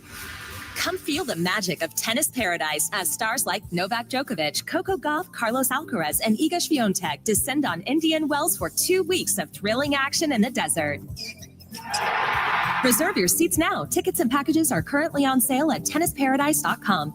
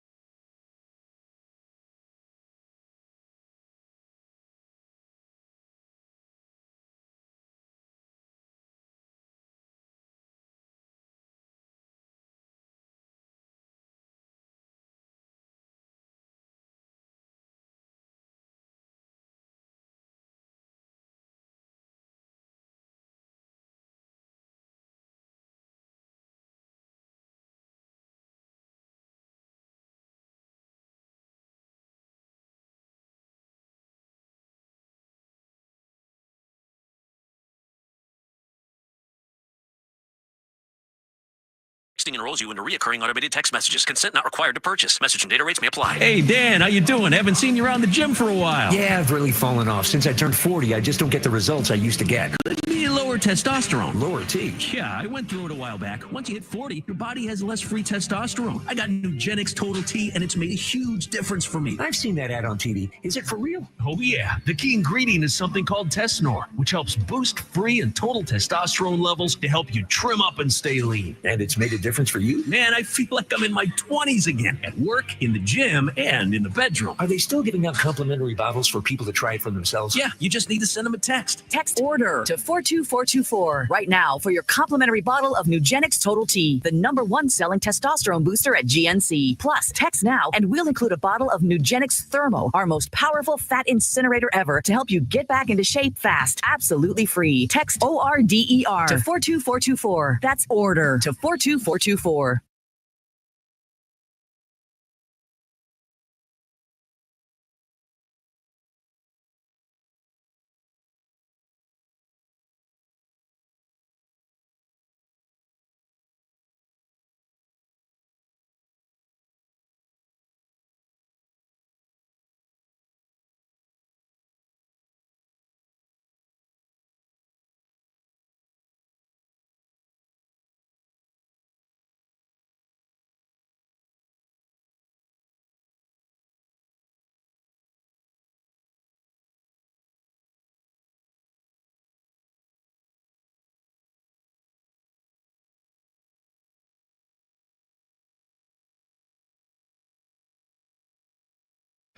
All right, this update is brought to you by the Jim Petrell real estate team. We'll start with the Padres. Cactus League play today. They lost again. They lost to the Rangers 8-2. Again, doesn't matter. Dylan Cease went 3 innings, giving up 2 runs, walking 1, and striking out 3. Moving over to San Diego FC, their head coach Mikey Vares today announced that Chucky Lozano will be out this weekend against Salt Lake with a hamstring injury. He's labeled as week to week with the club. Tonight, we have the Brian Dutcher Coaches Show at 6 p.m. with Coach Dutch and John right here on San Diego Sports 760. And immediately following the Coaches Show, we have Lakers basketball on the station as they take on the New York Knicks. Would you like to know what your home would sell for today? Get a simple text message with your home's value by texting your address to 855-600-6000. You'll get no phone call, just a text. Jim Petrell has the buyers. Simply text your address to 855-600-6000. Getting you all set for that drive home. Let's just start the show. Here's Jon and Jim. All right, San Diego and Southern California, what's going on? This is hour 3 of Jon and Jim. We touched on this earlier. We had Caroline from Mesa with us actually earlier this week talking about everything going on with Mesa and how it supports San Diego State men's and women's basketball. And we have Chase Fisher, CEO of Blenders, with us right now, back with us, friend of the show on Jon and Jim. What a cool day as your support of this collective continues now into year 2. You had a release a year ago. You've had another sunglasses release today. This is directly supporting student athletes at San Diego State with men's and women's basketball. And first of all, great to see you. And secondly, what a great day this is for Blenders and for San Diego State as well. Absolutely. Happy launch day, guys. This is super exciting. Tell us about, I want to start here. Like, what goes, your brand is so unique and creative and forward thinking and local, and you've made a career out of this. So when you come up with a product like this, you're working with Mesa, you're working with San Diego State men's and women's basketball players, you want to put together something that's going to resonate. What goes into coming up with this launch for this year? It's kind of trying to find that right balance between like player culture and like relevant style too. You know, like the players have a really unique style in the market, and Blenders is relevant, right? Like we make cool stuff that really represents like today's day and age of culture. And so how do we create products that really represent the sports and lifestyle culture that feels more like a natural adoption than like a product that these players got to actually endorse, you know? So natural integration is really important. When designing these sunglasses, I feel like sunglasses are a blank canvas where there are endless designs.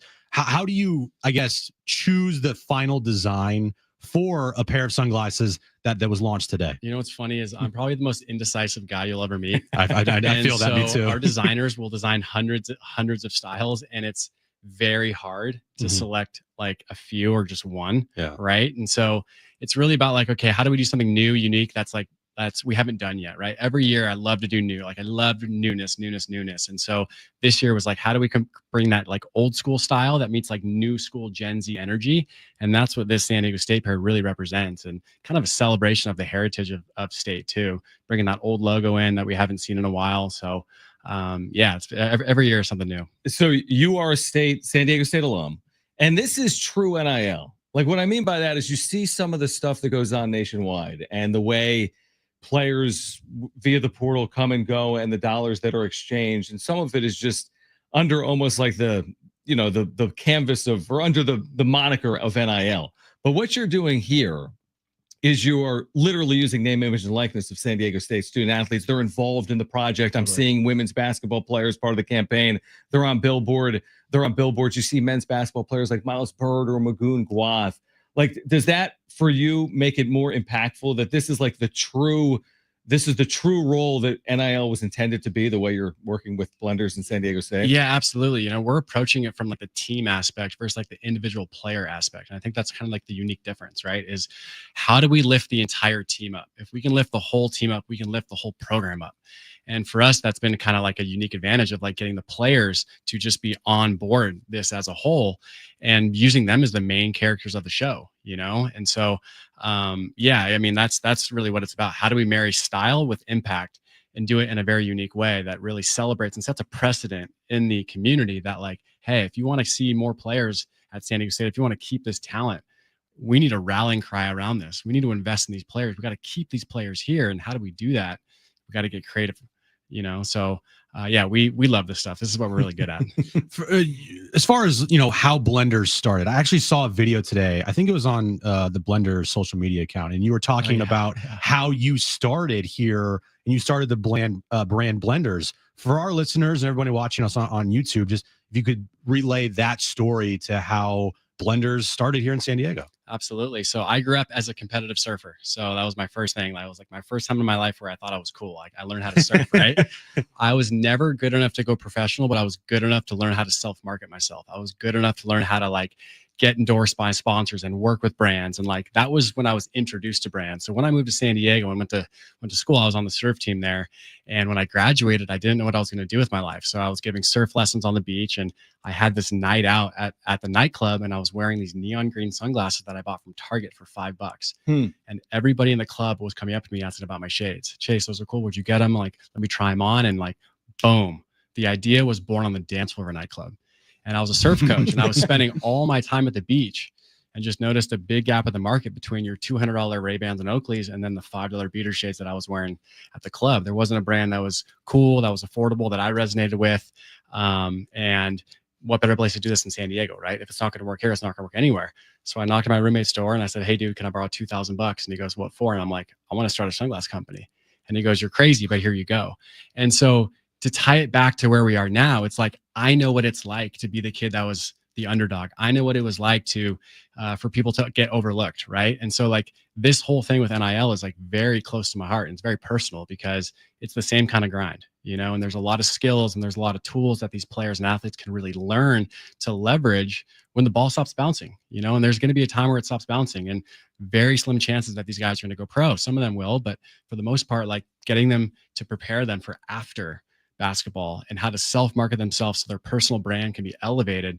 That's what it's all about. So this is taking me back to my childhood surf days for sure. Do you still have those neon green sunglasses? You know, I wish I did, man. I wish I did. The start of everything right there. I tried to find them, and they're just lost in the abyss, unfortunately. You can just buy a new pair of neon greens and just say they're the ones here. Totally. You talked about the affordability. For example, this pair that you just released with Mesa that's supporting San Diego State student athletes. And we're talking about, I mean, real money. I mean, a huge impact for these student athletes that you're raising. First of all, you can see them at blenderseyewear.com, and it's incredible. You got the full like profile of this brand new Y2 State sunglasses. But you talk about affordability, and this is, again, with proceeds for Mesa, these are $49. So like what has really separated you, I feel like, to your point, because everyone knows growing up, like you said, I mean, glasses were hundreds and hundreds of dollars. Yes. It was almost like out of reach for like young people. Like, I don't have $300. I don't have $400 for sunglasses. This is, not only are they $49, you're supporting Mesa and you're supporting San Diego State men's and women's basketball. No, it's a win-win, man. I mean, it's super cool. Like there's a unique advantage that we have, and like unique opportunity with this is like we can be that emotional connection between the players and the fans. You know, you can be part of their story, you can feel their story, and do it at a affordable price. You know, and be proud to represent it. You know, I think that's the other thing too is players want to work with brands and they want to support brands and represent brands that they take pride in wearing. Right. So we kind of integrate naturally into that, and like that's what we're good at too. So Blenders is fun. You know, it's bold, it's fast. We're challenging the status quo. We're doing things in a different way, and we're able to impact players and impact programs along the way. So it's definitely a win-win. So correct me if I'm wrong. When you did this a year ago, the debut in support of Mesa, you sold out of these almost immediately, right? You had a certain number of pairs you sold out within, I remember it was like 24 or 48 hours. So you've gone bigger here in 2025. What are the goals, and how will this impact Mesa specifically with men's and women's basketball? Yeah, this is special. So I have not looked at how many we sold today, but I think hopefully we're off to a good start. I would expect we are. Yeah.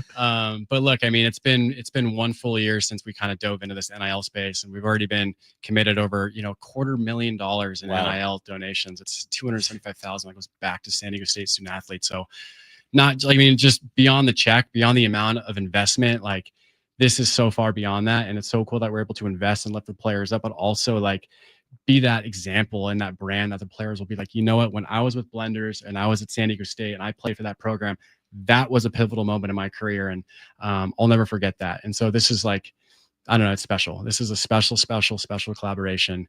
And we just hope that this sets a precedent that more companies and more brands, more alumni, and more community members can just rally behind this, because if you want to see these guys on the floor, you got to invest in them, and it's going to take all of us to keep these players here and keep more players coming. Does it ever get old when you debut these glasses to the players and you see the look on their faces and how excited they are? No, man. I mean, that's like, it brings me back to like being like a little kid surfing, going to all the surf contests and seeing all the big brands and all the cool stuff, right? Like I relish in that. And honestly, those are the moments that like I hold on to that make this journey so meaningful and so worth it. It took 12 years to be able to actually work with the San Diego State athletics at this level and be able to do it in a way that's like really cool, pioneering a new chapter in NIL and just collegiate sports in general. When you think about, the success specifically of San Diego State athletics and basketball, I mean, it's really remarkable, but you made a great point, which is like, it's one thing to win. It's another thing to continue to win or to retain. And you've met these players. I mean, these are truly student athletes. I mean, they're getting degrees. They're not all turning pro. They're helping San Diego State win, obviously, at a high level as well.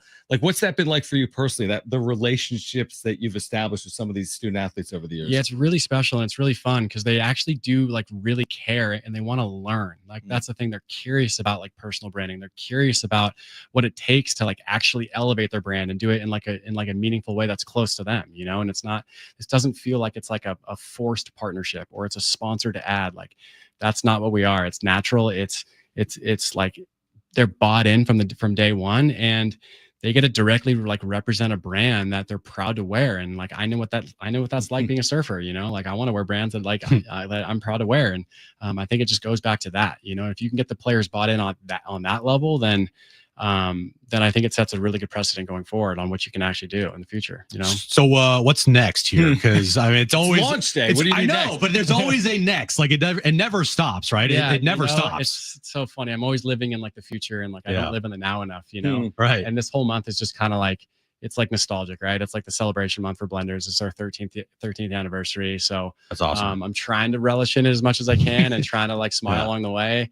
But yeah, there's always next, right? Mm-hmm. And so every year we want to go bigger than the year before. We have plans with other schools, but San Diego State is close to my heart just because it's my home. It's my home. So. No doubt. I mean, again, you have to, for our listeners, you have to go to blenderseyewear.com just to see them. And again, to see the way the student athletes are represented. Again, really the true meaning of NIL is captured, I think, in this partnership with Mesa and Blenders. And again, if you want them, you got to grab them, because I remember a year ago, everyone was saying, oh, I'm going to pick those up. And then you couldn't pick them up because they were gone. And again, you're supporting directly student athletes. And if you like San Diego State men's basketball, if you like San Diego State women's basketball, if you're just a supporter of San Diego State athletics, again, this has been a complete home run of a partnership between Blenders and Mesa. And again, if you want to see them, pick them up right now at blenderseyewear.com.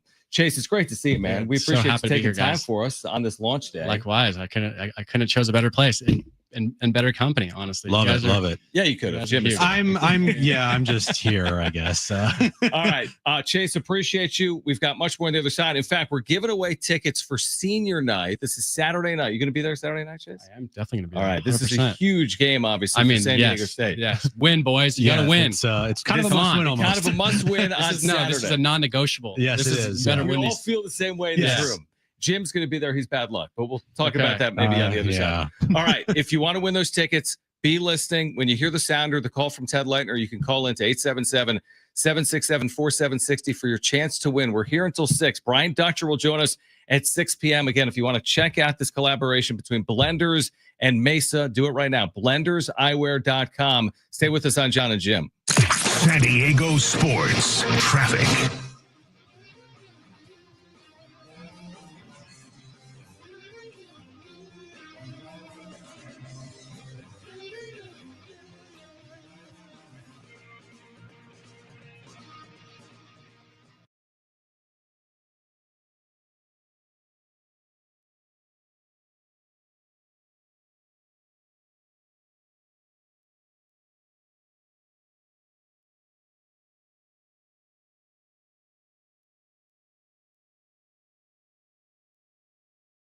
This is Matt Coker from West Coast Men's Health.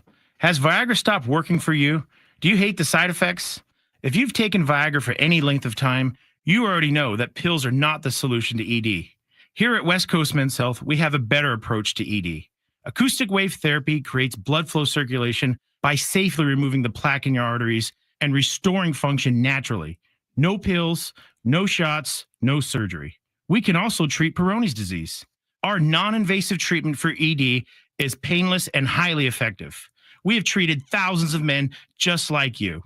Stop living with this problem and do something about it. Do yourself a favor, do your partner a favor, and call us today. Call West Coast Men's Health at 619-356-5277. That's 619-356-5277. 619-356-5277. Online at westcoastmenshealth.com.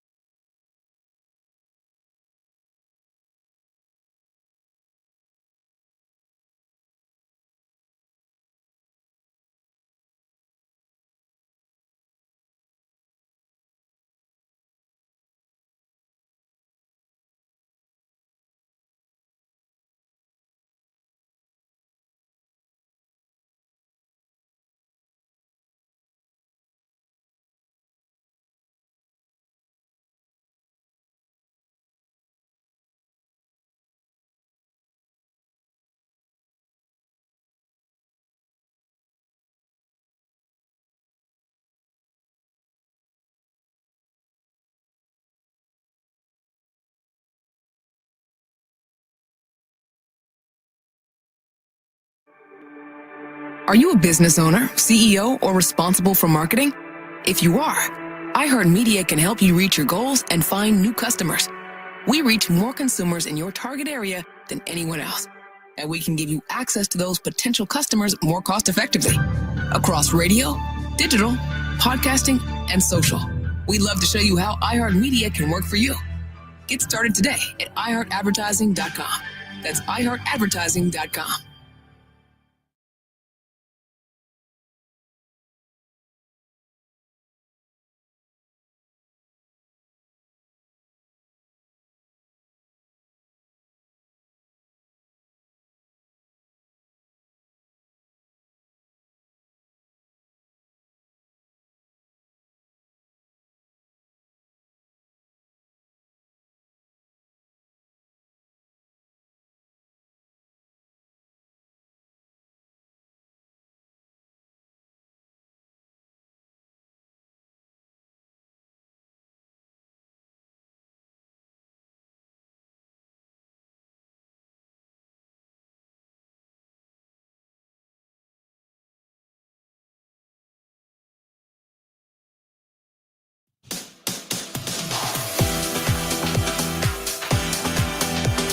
So Jon just left.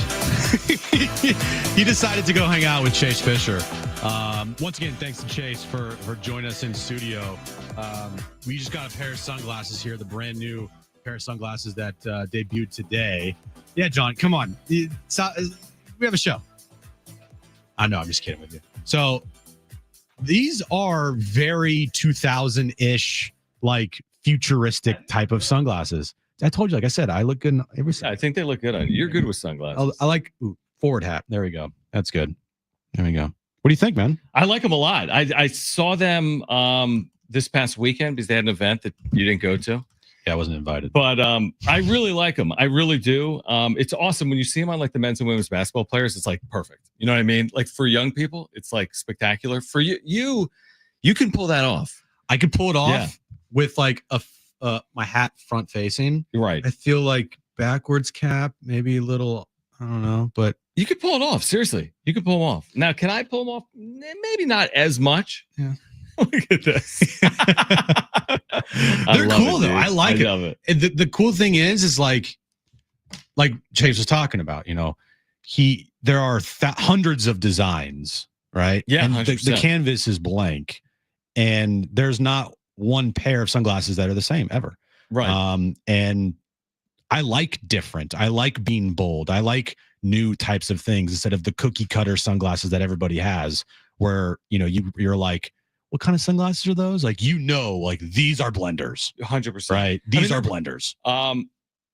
It's funny, but Kristen just texted me saying great interview, and I was writing back, and like autocorrect, I said, it said thanks, babe, and it says thanks, Ann. So I'm like, but whatever. Who's Ann? But what I was going to say, here's what I was going to say about blenders, and I've always thought this since the day I first became aware of them. Their brand is incredible. Like, and by the way, easier said than done. So the work that goes on behind the scenes, they market it really well. They package it really well. There's something about a brand that when it works, it works. Does that make sense? Yeah. Like when something is well branded, like everyone's like, you know, like use like a shoe wear company like Nike, like, oh, that's a great brand. There's a lot that goes into it behind the scenes to make it the brand that it is. You know, it seems simple and easy. It's just a swoosh, for example, or blenders with their logo and design and their ties to San Diego, and now their ties with San Diego State. There's a lot that goes into it. I've said this all the time. I say it with Kristen. I've said it with you before. It's just a really, really good brand. And that's like the highest compliment I can give something. I love branding and marketing and packaging. I just think they do. I just think their brand checks all the boxes. One of my best friends, Daniel, all he has is blenders. Like, he has like 6 pairs of blenders, and he lives up north. He doesn't live in San Diego. Like we were talking about to Chase during the break, is it is turning into, and it has been, but even more so now, it is a global, like, national brand where people on the East Coast have blenders, right? Like, well, of course, the viral success, of course, they had with Dion. You know, having The Rock on College Game Day wear blenders and talk about how cool they are. Yep. I'm sure, and we've talked to Chase about this, but it's like that had to have been a groundbreaking breakthrough moment to have one of the biggest stars in the world. Yeah, 100%. Wearing your brand and saying how cool they are. Yeah, it's ridiculous. Dude, I mean, unbelievable. You can't get bigger than that. No, you really can't. It has launched and made everything even crazier than I'm sure it has been even before that moment. I'm going to talk tonight with Dutch about it because, you know, Dutch and his program have had this relationship with Mason Blenders now the last couple of years. Like, what does this mean? And I know the players truly appreciate it. Like, there's certain things, you know, it's so funny. We think about basketball players like, man, these are heroes, but they like the same as we like. They love the shoes, they love the gear, they like the glasses. So like, this is a perfect partnership, you know, because they really, really, really do enjoy working with blenders. So I'm looking forward to catching up with Brian Dutcher at 6 p.m. Now, we've been doing the sounder today for your chance to win tickets for Saturday night. So when you hear the Ted Leitner call of a Farrell Compton slam dunk, make sure to call 877-767-4760. But here's the other thing we haven't talked about for the last hour. If you open up the iHeart app, and if you search for San Diego Sports 760, and if you hit that little red microphone, if you tell us on the talkback mic who your favorite Aztec is of all time and why, you're eligible for a chance to win 2 free tickets for Saturday as well. So 2 chances to win is the point. You can qualify to win when you hear the sounder. We'll announce a winner at 5:30, or you can hit us up on the talkback mic, Search for San Diego Sports 760. And then again, tell us your favorite player and why for a chance to win those 2 free tickets for Saturday night. Yes. A lot going on. Yeah. Talkback Mike is open, guys. Be tuning in for the sounder. And Chase is going. I'm going. John's going to be there. Everyone's going to be there. Seriously, everyone's going to be there. Everyone's going to be there. Kristen's going to be there. My wife, Anne's going to be there. Saying, well, he was saying on air, but also off air. Non-negotiable, just win the game. There's no other choice other than to win the game on Saturday. We haven't gotten to the wrap. We'll do that on the other side. Plus, we have other giveaways today. We'll do Trainwreck Radio today. We'll give away that 4-pack of tickets to the Shamrock Music and Beer Festival. But we will get to the wrap again on the other side. Today in Padre land, the story, and we'll bring it back to at 5 p.m. what Jose Iglesias had to say today, which was, with all due respect, essentially, I'm not a minor leaguer, so I'm not here to play in El Paso, which I respect and understand coming off the year he had with the New York Mets, and now they got to make space for him. I mean, there's like a roster shakedown. To your point, it's not like they've got the greatest 26-man roster in baseball history. I do think they have a very good start and core, but they got all these players in camp, all these veterans with major league experience. They're not all going to make this team. They got a lot of guys that you say, I could see Connor Joe on this team. I could see Jose Iglesias on this team. I could see Tirso Ornelas or Yuli Gurriel, exactly. Yeah. Gavin Sheets, guys that have played in the big leagues. They're not all going to make this team. No. In fact, multiple guys aren't going to be on the major league roster. No, and we'll break down potentially what their bench could look like later in the show. But there's probably 9 to maybe 10 players try and vying for 6 spots on this bench. And maybe 5. And there's guys with like 10 years plus of service time. The Gurriels, the Iglesiases, Connor Joe has a lot of service time. Yeah, there's obviously Hayward, World Series champs, and Martin Maldonado and Yuli Gurriel. Right. Connor Joe, who has had a nice little career so far. Jose Iglesias, an all-star. Like, you do have veteran pieces, but there's only so many spots for those veterans. 100%. So we'll get to the wrap on the other side. Be listening for a chance to win those Aztec basketball tickets for senior night. Brian Dutcher at 6 p.m. Don't go anywhere. It's Jon and Jim. Nominate SDCCU for Best Credit Union in the San Diego Union Tribune Readers Poll at sdccu.com/nominate. Help SDCCU win Best Credit Union for the 26th year in a row, and also nominate them for Best Auto Loan Provider, Financial Planner, Mortgage Provider, and Place to Work.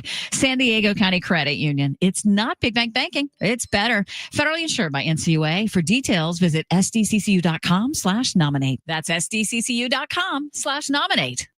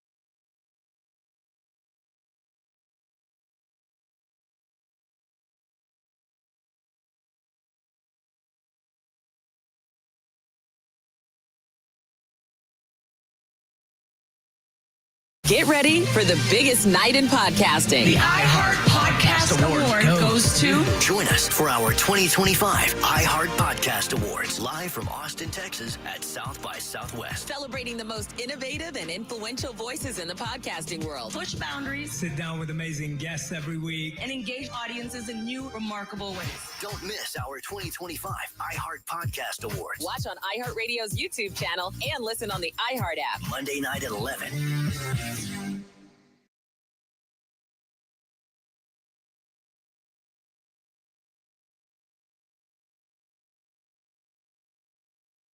All right, this update is brought to you by the Jim Petrell Real Estate Team. We'll start with the Padres. They lost another Cactus League game today. That's 9 of 10, I think. This time to the Rangers, 8-2. Dylan Cease went 3 innings, giving up 2 runs, walking 1, striking out 3. Moving over to San Diego Football Club, their head coach Mike Ibarra today said that Chucky Lozano is going to be out this weekend against Salt Lake with a hamstring injury. He's labeled as week to week with the club. And tonight is the Brian Dutcher Coaches Show at 6 p.m. with Coach Dutch and John right here on San Diego Sports 760. And then after that, Lakers basketball as they take on the New York Knicks. Would you like to know what your home would sell for today? Get a simple text message with your home's value by texting your address to 855-600-6000. You'll get no phone call, just a text. Jim Petrell has the buyers. Simply text your address to 855-600-6000.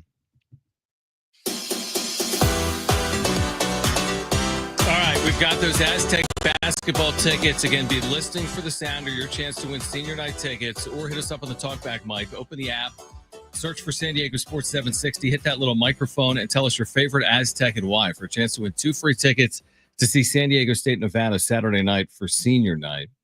All right, we're all over the place. We're behind on some things. We have Shamrock Music and Beer Festival tickets to give away. If you missed Jose Iglesias earlier talk about signing with the Padres, you'll hear that coming up at 5 p.m. But right now, let's get to this. It's time for The Wrap, presented by Sombrero Mexican Food. Check out their website at sombreromex.com. Do you think Jose Iglesias will make the opening day roster for the Padres? Yes, I do. I think yes. Of all the players that have signed these minor league deals with the Padres, he is by far and away the player that had the best year last year in the majors. And so because of that, and I think that the value that he could bring, the vibes, the confidence, like, yeah, I think he's going to make this opening day roster. Yeah, I think there's a reason that they signed him. I just think it works for both sides. He was available. If he makes this team, he's making $3 million, which I think is a pretty reasonable salary. But I mean, he proved it last year. He doesn't have to prove anything. If they want him, they hope to get the player he was last year. So I think there's a reason they signed him at this point. I think he does serve a role from a bench perspective and a depth perspective, but I think ultimately he could get a good amount of time on this team. So I think he does break camp with the Padres in 2025. Next question. Will the San Diego FC get a point or more this weekend? I'm curious to see what they look like without Chucky on the field. Now, again, they didn't have him for 70 minutes on Saturday night, and it was difficult for them to score a goal. I don't know how it would have been if Chucky was there, but I do feel like the pressure they put on Saturday night, if they had Chucky, would have given them a better opportunity to score a goal than not. And now with Chucky out, like Darren said with us this past week and what we were talking about after the game on Saturday, like the other teams are just going to take away guys like Anders Dreyer and other players that, are threats to score when you don't have Chucky out there. And I think they can get a point. If right now, if you told me that through their first 3 games, they would end up with 5 total points, there's no way they wouldn't have signed up for that. Yeah, no, I agree with that. So if you go to the road and get a point and then you come back home and you've gotten results in all 3 matches, that sounds good to me. That sounds like a good enough start. And for me right now, it's like, how do you overcome not having Lozano and for how long? That's the story. Like, if you can get points without Chucky, then you're going to feel really good when he comes back. Hopefully it's not long term. I mean, if it's something like last year, I think you said earlier this week, maybe he missed 70 or 80 days. Last year, 81 days. 81 days with a hamstring. So let's hope this is like a week-to-week 1-2 match thing, because if it's not, it could be 10, 12, 14 matches. So Without him, go get a point. Hopefully you get him back and you get better as a result of it. Next question. What impact would another title have on LeBron's legacy? Legacy. Legacy talk. Legacy. Legacy talk. Well, it would make guys like Colin Cowherd and Nick Wright very happy for their arguments of he's the GOAT. I'll tell you that. It would be number what, 5? Huh? What number would it be? It'd be 5. That's what I'm saying, number 5. So if he gets one more, do you just hang on for forever trying to get 6? Yeah, the thing is, though, LeBron already views himself as the greatest of all time. That's why that conversation the other day with LeBron had of like, I don't want to be the face of the league. Mm-hmm. Bro, here's the thing about the face of the league. It's really not chosen by the players, it's chosen by the fans. And guess what? You are the face of the league, my guy. You have been for the last 20 years. You didn't get to choose this life. The life chose you. Right. And you are the face of the NBA for this decade, right? It's gone from Magic and Larry to Jordan to Kobe for a brief time to then LeBron, and you could put Steph in there if you want. But like, I don't know, dude. For certain guys, it will change his legacy and make him definitively better than Jordan. I don't know. Not much, maybe. No, when you're at that level, 5 is a lot. 5 is a lot. 5 is a lot, yeah. When you're at the level that he's at, and yeah, he might think he's the greatest of all time, but that's not the story. The question is, how will he be remembered? And what impact does another title have on how he'll be remembered as a player? It's probably impactful. Now, 6 is really impactful, but 5 is impactful. What's his all-time record in the NBA Finals? Not great. 4 and what is it? 4-8. Yeah, it's not great.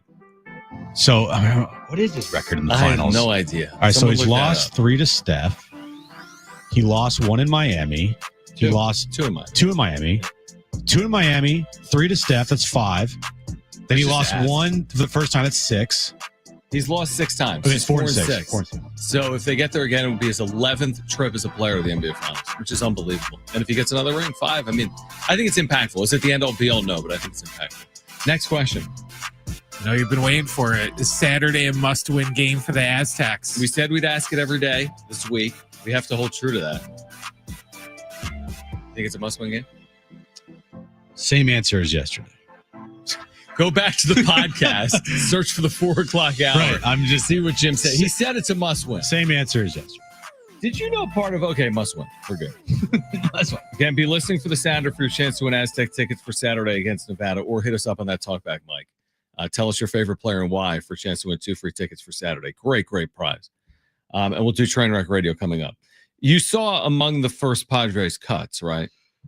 Ethan Salas, Leo Dallas, DeVries. Are these guys not who we thought they were? I'm kidding. So young players who are destined, of course, to start the year in the minor leagues. We don't know the level. We're always going to be among the first players to get into minor league camp. Why? Because they need to get into minor league camp and they need to play in minor league games. They need to be playing, right? That's the whole reason. Like, there's a world where, like, why isn't Leo DeVries in the major leagues? Because these guys have to play. They have to be developed properly. So that's why they're quote unquote cut right now, because now minor league camp is about to open. And once minor league camp opens, they're about to be assigned to minor league teams over the next 3+ weeks. So this was always the plan. This was always the par for the course here, that DeVries and Salas would get their cup of coffee in big league camp for a couple of weeks and then be sent down. Now, next year, I don't know about. Next year's going to look different. But for now, these 18, 19-year-olds are always going to be sent down in early March. Always. It was foolish to even consider, I think, them making the majors. Did anyone consider? I think some might have. We definitely did not. No. We did not. But yeah, that's another reason why this spring for the Padres has just been flat out boring, you know, because there's really, you're talking about like the 23rd, 4th, 5th, 6th guys on their roster, right? Instead of guys like Jackson Merrill making the club. Now, Tirso, if he made the club, that'd be great for Tirso, right? That's a great story. I don't know if everybody's sitting here wanting to hear about Tirso or Nellis's days. No offense to Tirso. I mean, it's just not like as compelling as Jackson Merrill was last year. It just isn't. Or not as compelling as when Leo DeVries is knocking on the door or Ethan Salas is knocking on the door. Like, those are going to be very compelling because those are the top two prospects in your organization, along with Jackson Merrill last year as a top two prospect in your organization. Right. When you have a top prospect, like raring to go, if he has a good camp, dude's going to make the team. That is so interesting and something that every single day you got to keep an eye on. Do you see, you know how you just mentioned they've lost like 100 spring training games in a row? They haven't won since it's been over a week. The Reagan administration, you say. As I always say. Yeah. Do you think that their spring breakout team could pick up a win when they play the A's? But does that even count? I don't think it does. I don't think it counts. Because DeVries and Salas will be on that team, that spring breakout team that also includes Cash Mayfield and Boston Bateman and Cobb Hightower and more. You have to beat the A's prospects, do you not? I'm kidding. That's honestly. Yeah. Let's look at this box score today, John. Why? Because we got nothing else to do. But to look at the box score, okay? Thank you. Okay. No, you had your regulars. They were at home, right? Their lineup was Eggy Rosario, Jackson Merrill, Manny Machado, who, by the way, I think wore number 91 today because his jersey got left in Peoria. Wait, were they at Peoria or not? No, they were in wherever the Rangers are. Right. They're 3-10 in spring. They started 2-0. Eggy Rosario leading off. Jackson Merrill, Manny Machado, Oscar Gonzalez, Gavin Sheets, Martin Maldonado, Tirso Ornelas. Who is this guy? Trenton Brooks. Mm-hmm. And then Clay Dungan. Okay. Pitchers today were Cease, Gillespie, Estrada, Marinaccio, Cops, and Nunez. Marinaccio did not have a good day, John. You mean Marinaccio? Marinaccio. I don't know. Marinaccio. You butchered his name all day. I did. Time. Sorry. He's got an 8 ERA in spring. That good?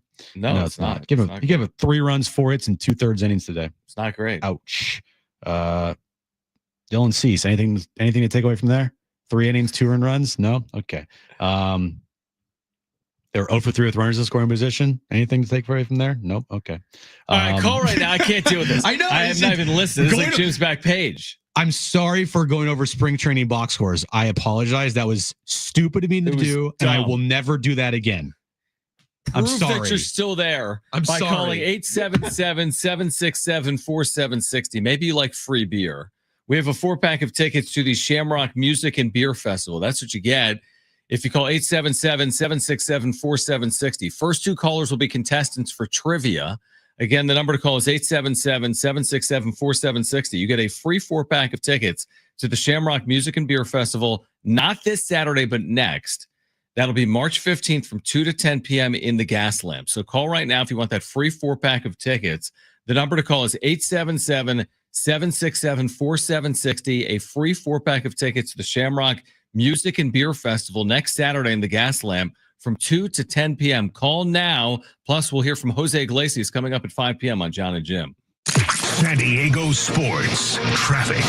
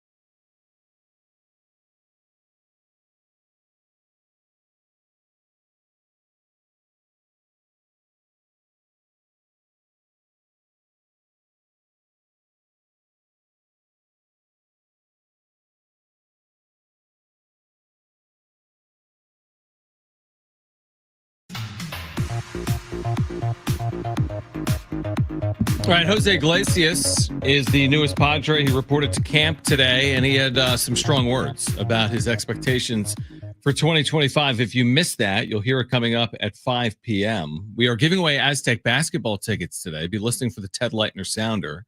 Ted's final regular season game, calling Aztec football or basketball, is Saturday. You can hear it exclusively on San Diego Sports 760, and you can listen on the iHeartRadio app. That's not his final game. No. It's not his final game, Jim. But it's one of his final games. Yeah, you're right. Yes. That's correct. Yeah. It's now, final game at Viejas. Yeah, final game at Viejas. They will 100% have another game after Saturday night. Can confirm, yes. But after that, nothing is guaranteed. Nothing's guaranteed. You're right. So they have a guarantee of 2 more games, one left at Viejas. And one after in that, Vegas. one in Vegas. After that, nothing guaranteed. Now we're hoping for more. We're hoping for more than that. At least what, 7, 8 more? That'd be great. 9 more? That would be unbelievable. If they play 7, 8, 9 more. But you can listen. Make sure to download the app. I've been saying if you're not going, watch it on TV and turn up Ted. Like that's a cool tribute to me. Yeah. Like watch it on TV, turn up Ted, listen on the radio or the iHeartRadio app. Search for San Diego Sports 760. You know the deal. Anyway, we're giving away Aztec tickets. Listen for the sounder. When you hear it, call 877-767-4760 or just hit us up on the talkback mic. Open the app, search for 760, hit the icon, tell us your favorite player and why for a chance to win 2 free tickets for Saturday night. But right now, let's play.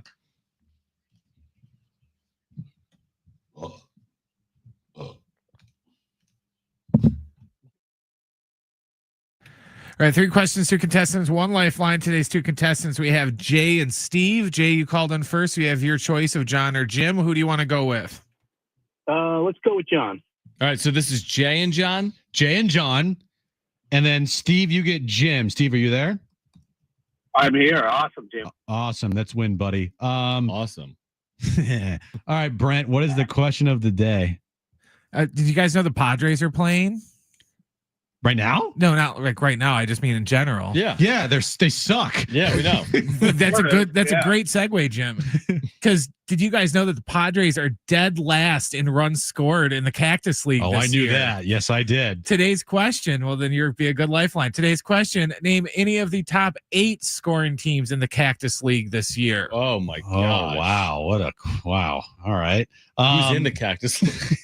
Baseball teams? It's a question on a question. Steve, you're up first. What is your first guess? You do have a lifeline if you want to use it.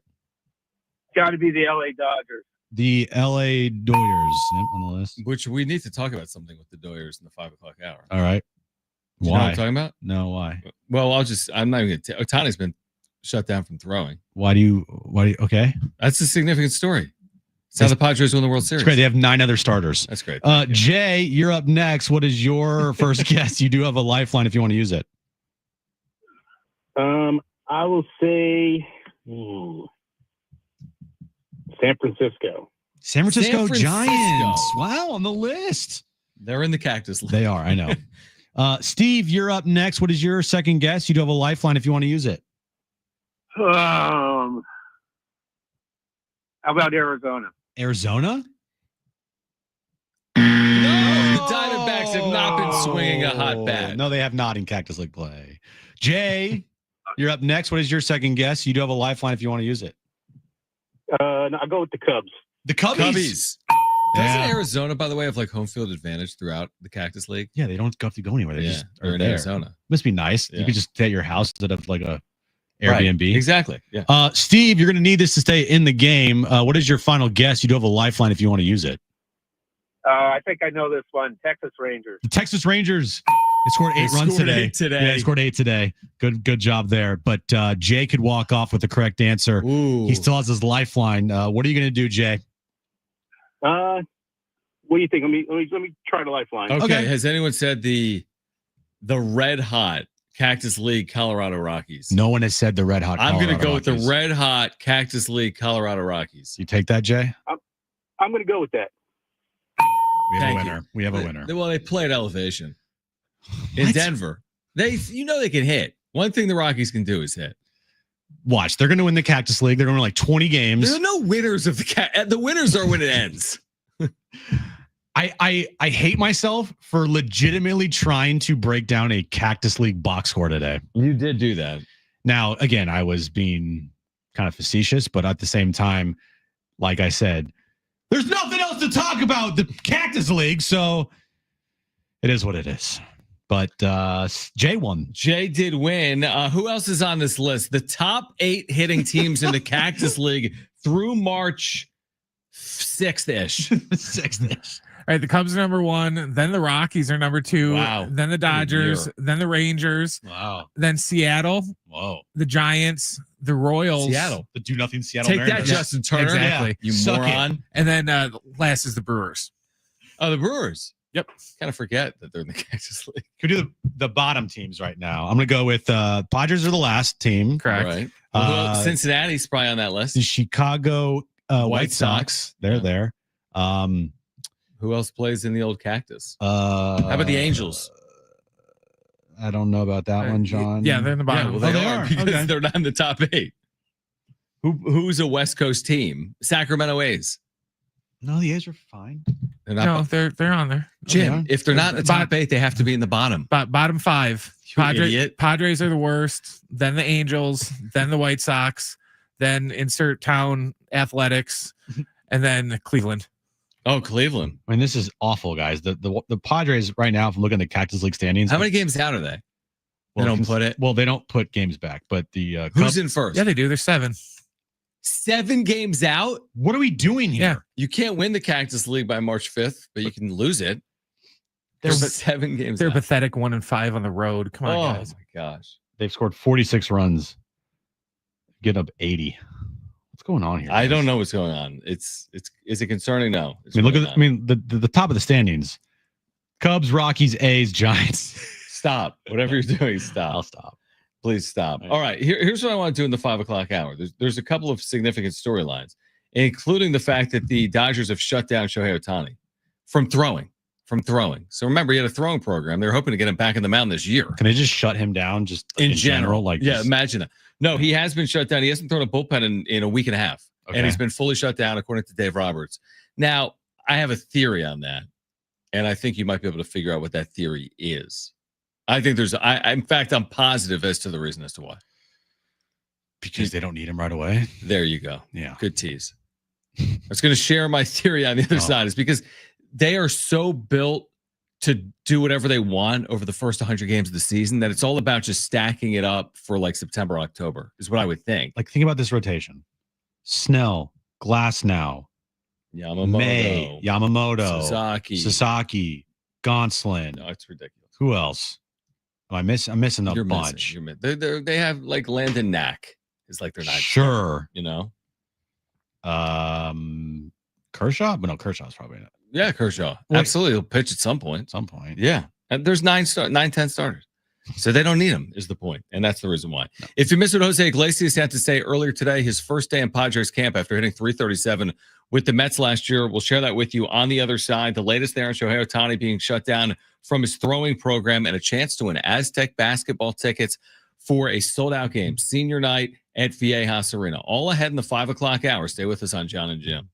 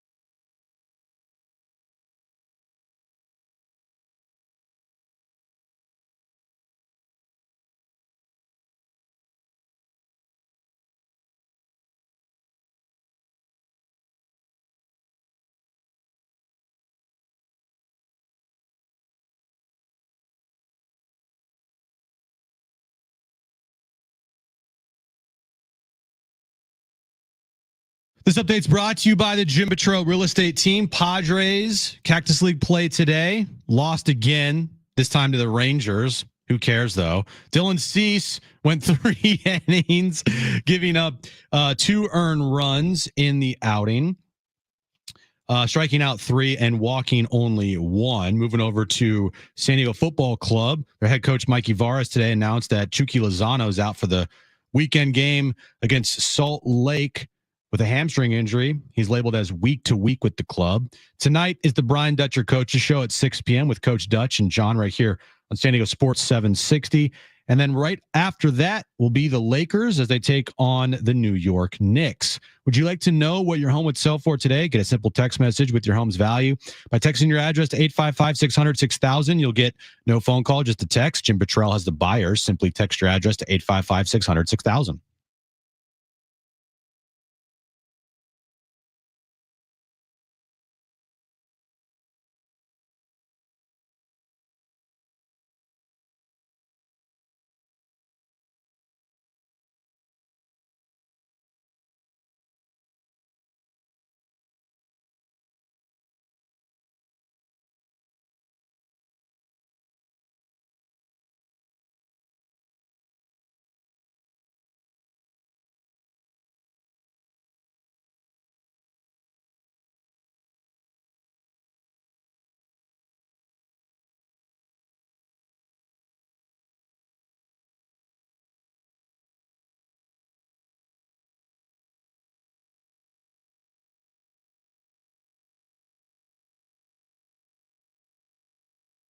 All right, San Diego and Southern California, what's going on? This is the final hour of Jon and Jim here until 6. Then the Brian Dutcher Show will begin then.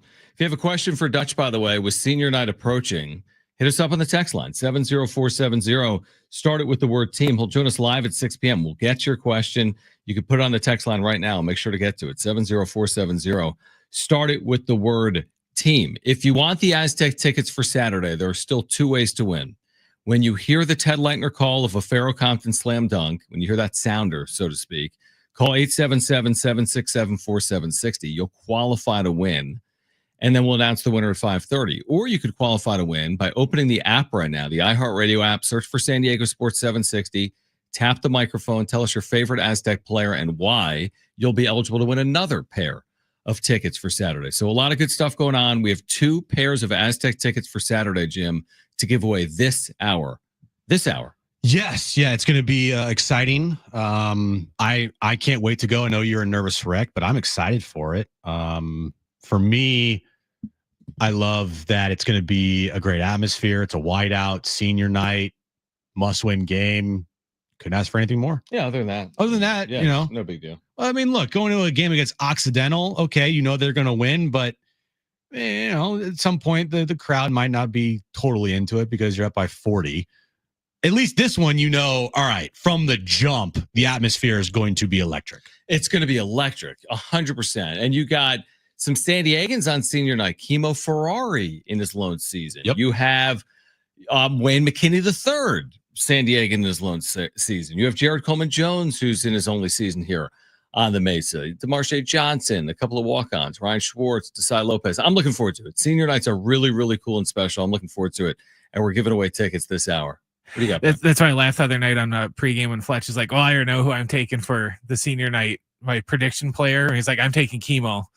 Because remember on his last senior night, he scored 39 points. Exactly. He had 12 threes or something like that. If Chemo matches last year's senior night for Brown, the Aztecs will be in good shape. If he hits 11 threes on Saturday, I feel pretty good about it. I think so, too. All right, so Jose Iglesias. Yeah, what about him? Is this veteran middle infielder that really had this bounce-back resurgent year with the New York Mets last year. Hit 337, 85 games, helped guide them to the postseason. It was a bit of a rallying cry, like a vibes guy for the New York Mets. So the Padres signed him this year. Started the Oh My God movement. Oh my OMG. Sorry. The OMG Not the song Oh My God movement, the OMG movement. But so he signs, and it's a minor league deal, but it's $3 million if he makes the major league team. And he reports to camp today, and he proceeds to say this earlier today in Peoria. Yeah, it was tough year for me. It was tough year for me all around. I went to El Paso, and opportunity never developed. Play well down there, and it was time for me to go home at that point. It's I don't want to sound arrogant or anything, but I'm not a minor league player at this point in my career. And I did it, I proved it, and it didn't work out, and it's fine. And then I went home and I enjoyed the family. And then I got another opportunity last year, and I took it full advantage of. And here I am back to the Padres. Is there any hesitancy to come back to this organization given what happened in 23? At all. This is a great opportunity for me. This is a great opportunity for this organization to continue to grow, continue to win games. And I'm just, like I said, very happy to be part of. How validating was last year for you, given that you went home in 23 because you're not a minor league player, and then you did what you did last year? How validating was that? It's special. It's special. What we did down there in New York, right where the team was left us, and when I got there, then turning that page and get that team going and get the players going and be able to perform individually, the way I did and played every day, and it was a dream come true. I was able to contribute, and I was very pleased and happy about it. And like I say, this team sees that I can help, and then I'm here to help. So at this point in my career, I'm not a minor leaguer. He was talking about 2023 when he spent the whole year in the minors, or he spent most of the year in the minor leagues. He never appeared in the big leagues in 2023. And he was in the Padres organization. He was in El Paso. Yeah. Then 2024, again, 85 games in the big leagues. He spent a lot of time in the major leagues. If he wasn't a minor leaguer in 2023, I don't think he fancies himself as a minor leaguer in 2025. So it'll be interesting to see if he breaks camp with San Diego or not. He doesn't have to. He's got clauses in there that he can opt out at the end of April, and I think again at the end of May. So it's not like he has to, but I hear that, and it sounds to me like he kind of has to make the team. Yeah, because if he's not going to make the team, he's not going to the minors. Yeah, he's not. It doesn't sound like it. And thinking about how can you get if Jose Iglesias made the team. I know Kevin's mentioned it with us yesterday. I know he was on the Fletch Zone earlier today talking about how Jose Iglesias at some point in the season by May 1st, I mean, he might be a starter, right? Did you say by May 1st? No. The second half of the year. So. Second half of the year. Did you say May? I'm not sure. I'm not sure what he said. No, he said he had an option. Oh, where if he's not up by May 1st, he can opt out. Got it. That's what it was. But he did mention, look, wouldn't be surprised if at some point Jose Iglesias is a starter for this team. It's great. Now, he played 85 games last year for the Mets, hit .337. What's it going to look like if he played 130 games for the Padres instead of 295 at-bats? He had 450 at-bats. Okay. Is it going to look the same? Or will he get exposed? Or how will it look? Because in not a small sample size, but a pretty good sample size last year, but it wasn't large enough. He maximized his value. And can he do that again if he gets more bats and more playing time? No, you're right. He will not hit 337 with an 830 OPS this year. He won't. I'd be utterly shocked. But the one thing about Iglesias is he has hit for average in his career. That's been a good tool for him. He's been a good enough hitter.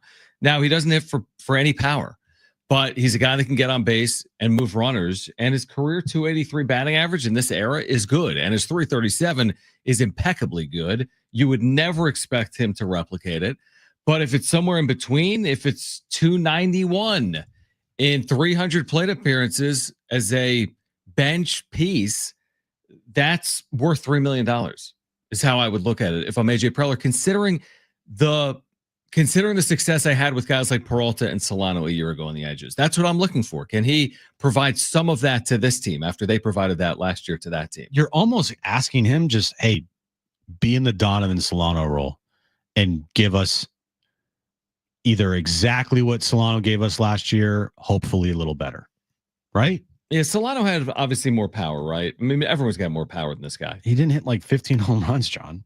No, but he hit more than whatever Iglesias did. I promise you that. Yes, he hit double the home runs of Iglesias. Hit 8? Iglesias hit it 4. Okay. So he hit 8. He did it in the same amount of ABs. Okay. Last year. That's fine. Yeah. It's not like he hit 20. But he had a 760 OPS. Iglesias had an 830 because he hit 337 and was always on base. Right. So can you give at minimum what Donovan Solano gave this team last year? That's like the starting point. Yeah, probably. Right? To 80 something? Yeah, he hit something. I don't know what he hit, but I'll tell you. He hit a year ago 286. Okay. That's the starting point, right? You get a guy that can hit 286 for you with a 750 OPS. Like that's the starting point. What you want to get from Jose Iglesias. I feel like anything over that, anything more than that, that's kind of gravy, you know? Like dude can hit 290 next year with a 790 OPS. Yeah, like the more the thing I would say with Preller the last 2 off seasons, the more I take time to understand the signings, the more I like them. Like last year, you know, was I skeptical, or did I think that Donovan Solano would have that type of impact? Of course, most people were. But now, like second time around, I see the purpose of some of these moves. I completely get Nick Pivetta on that 2-year deal. I completely get this Jose Iglesias move. I like adding depth. I think it gives you flexibility. You could trade Jay Cronenworth. You could move Jay Cronenworth to first for all I care. And you could DH Luis Ariz. So I just like having the extra, I don't know, versatility that AJ Preller has provided his manager right now. So I like the moves Preller has made. Now, I don't think they're sexy. They're not overly flashy. I don't think it puts them in like some 100 win threshold, but I like on the margins what AJ Preller's been able to do with literally no money. He's had no money to his availability, yet he's still improved this roster over the last month. The thing about him is he is getting as many flyers as possible. Yep. Right. And seeing if something hits. It's better than doing nothing. You're right about that. Instead of signing a bunch of minor league dudes, you sign these guys to minor league contracts, but they're all major league players, and they have at one point in their career shown that they can be a valuable piece to a club. Right. So can 2 of the 5 guys he signed stick and contribute in a big way next year? Yeah, probably. You're not asking for all of them. That's unrealistic. But can you get a couple? You know, can Connor Joe have a little bit of a breakout season? And if not, can you at least provide value with getting on base at a high clip? Or Jason Hayward. I mean, Jason Hayward, I don't expect him to hit 270 next year, but can he get you 15 home runs and play really solid defense in left field, right? If he hits 215, okay, so be it. But 18 home runs, I mean, I'm just throwing a number out there, right? That's probably a big number for a guy like Jason Hayward at his age and in his career, but you get my point. Yeah. So, yeah, of the 5 bench pieces that they're going to have, Jose Iglesias, I think, is and should be one of them. Yeah, and I do think there is a decent shot that we're going to get to a point in the year and he's just playing every day. I don't know how or why. If it's injury and effectiveness, now he's going to have to prove that. He will then in the big leagues. Like earlier you were talking about, he's got to show it in the Cactus League, and some of that is true. But where he really has to show it is once we get going. And if he is anything like last year's Iglesias, he'll find his way on the field. Could you if he hits just like 300, yeah, then he's going to play a lot. You're gonna have 2 guys in your lineup that are hitting well over 300 because of Ariz. Yeah. Exactly. Yeah, if Ariz hits under 300, something went wrong or he's hurt. Yeah, no, I just don't envision the guy not hitting well over 300. Completely agree. If healthy. All right, be listening for that sounder for a chance to qualify to win 2 free tickets for the Aztecs on Saturday night against Nevada. It's senior night. Or hit us up on the talkback mic. Open the app, search for San Diego Sports 760, hit the microphone, and tell us your favorite Aztec and why for a chance to win 2 free tickets to Saturday night. On the other side, why did the Dodgers shut down Shohei Ohtani's throwing program now? That's next on Jon and Jim. Take it away, Farrell. All the way, slam dunk, throw down with the left hand. Everybody up and going crazy.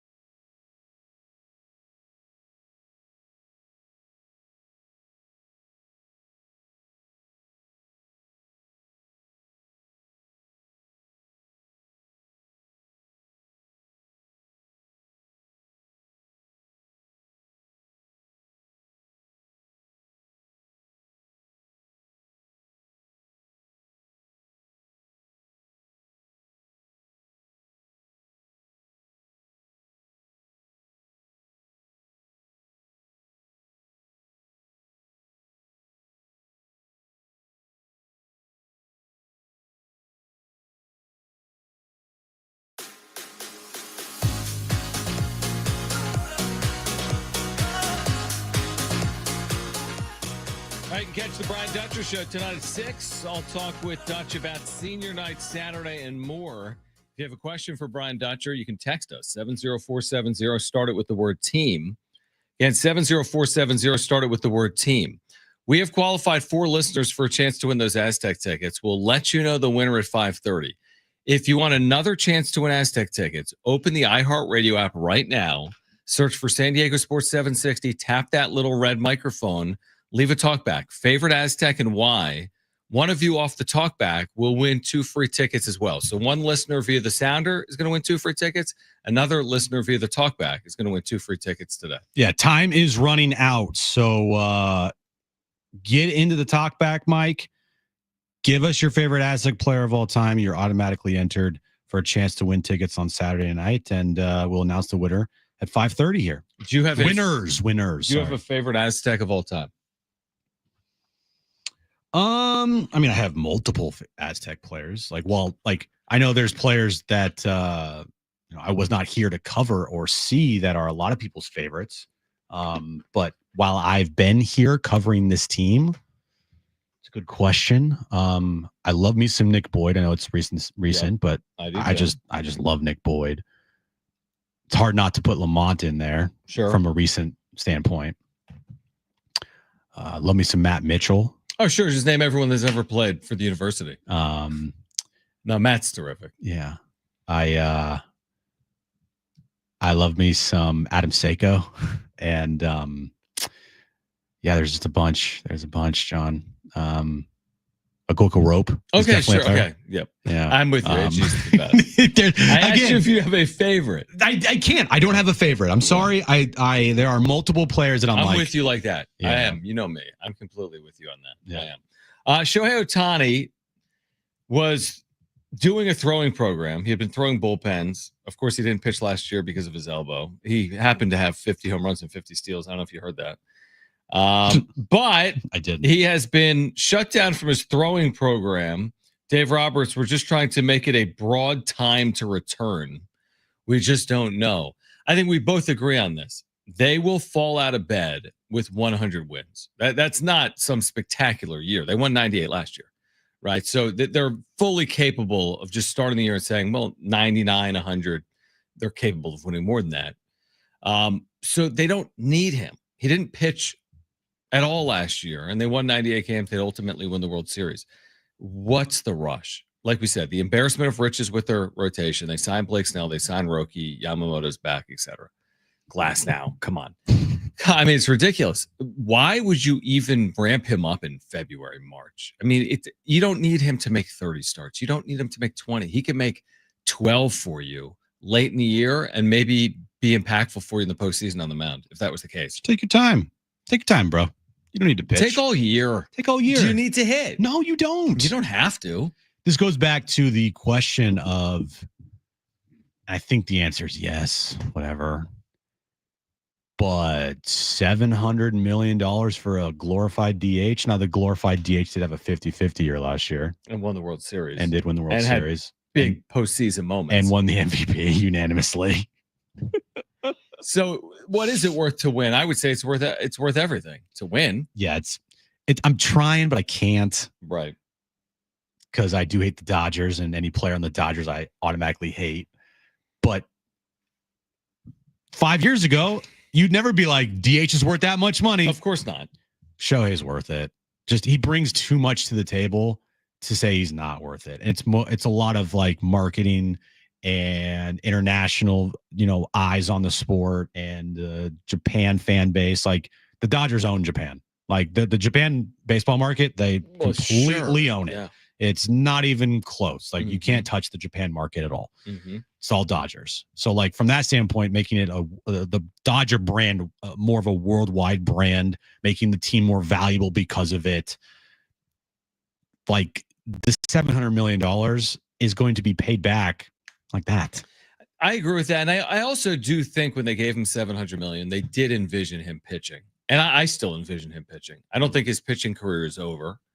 I don't know if we'll ever, be penciled in for 28 starts a year. Like he's never been that guy because he's been hitting while he's been pitching. Like what are the most starts he's made in a year in his career?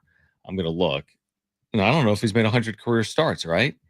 He has pitching made 86 career starts since 2018. So that's none. He's never thrown his career high in starts was 28. Beyond that, 23 twice. Beyond that, 10, then 1 year, 2. He's again, of course, because he's hitting, so he's not going to make the 30-31. The max is 28, but truthfully, in the second half of his career, which is what he's entering, right? He's in his 30s. He's 30 right now, and he's coming off this elbow again. I mean, he's a 20-start guy, which is amazing. Could he make 20 starts and be really good and also do what he's done at the plate? That's incredible. But I don't ever envision they're never going to force it with him on the mound. No, they're never going to do that, nor should they do that. But it goes back to that conversation of Shohei being the greatest baseball player ever. Okay, what conversation? Just the general statement in general. Yeah, from two-way player. Yeah. Yeah. He doesn't pitch. He's not in that category. I like how you're so okay. If he doesn't pitch again, he's no. not in that. So what do you need then? You need another 100 starts. You need him to pitch throughout the second half of his career. I just need him to pitch again and be good on the mound. So you're saying his bat alone does not put him in the greatest hitters to ever grace the earth? Not even close. No. I really also can't view his 50 stolen bases last year as this like great feat. Yeah. Again, let me just put it this way. All right. Last year, now Shohei deserved the MVP 100%. He's an all-time player. He's great. Last year in the National League, he led baseball in the national. Well, not baseball, but he led the National League in one offensive category. You know what that category was, John? Was it runs scored? It was runs scored. He didn't lead it. Well, I guess home runs too, right? Yeah, home runs. I guess what I'm talking about is all of baseball. In all of baseball, he led in runs. Led the league in one offensive category, and that was runs scored. Yeah. I loved how, Sports Center, not Sports Center, but just ESPN and all the baseball people were like, look at all the categories Shohei led the league in. National League. Guess who led everything else? Aaron Judge. Aaron Judge had a better year than Shohei Ohtani. In the regular season. I mean, here's the thing. Regular season. What he's done to this point. Not postseason. No, but here's the thing. What he's done to this point, he's already kind of in rarefied air, dude. I mean, nobody's ever done the pitching at this level, hitting at this level, ever. Well, if he doesn't pitch again, then. But he already did. Like, he already did in his career have what do you have, a 3.1? I'm trying to find it. I don't even know what the hell his career ERA is. But so you're just poo-pooing him. I'm not. Yes, you're poo-pooing him. Yeah, I'm poo-pooing him. You are. I mean, okay, he's got a 3 career ERA. I just can't. I don't know, dude. I just can't stand the guy. I think he's fake. Sorry. I mean, I'm with you on some of that, but the problem is the proof is in the pudding. That's the problem. I mean, that's the problem. You're telling me that. So what? So well, here's an example. You telling me that every single fan base in the 90s loved Jordan? No. Knicks fans. No. I'm not asking you, do you love Shohei Ohtani? I'm saying, are you willing to just say that, like, again, you went off on this tangent that he's not going to be considered one of the greatest if he doesn't pitch. It's not about loving him. I would never tell you to love him. No, I didn't say one of the greatest. I meant the greatest. Well, the greatest is a hard conversation. Yeah, I mean, I don't even know who's saying that right now. Actually, a lot of people are saying that. Yeah, dude. I mean, everyone loves I Shohei know. Ohtani. I agree. I mean, all I see on the Major League Baseball X and Instagram accounts are pictures of his dog. Agreed. We'll give away these tickets to the Aztecs on the other side. But if you're actually being unbiased, nobody would ever say he's got the best numbers in the history of baseball. They're not even close. But everyone brings their angle, which is he's the greatest thing that's ever happened in the history of the sport. Right, he's not. All right, we'll give away Aztec basketball tickets on the other side. Stay with us.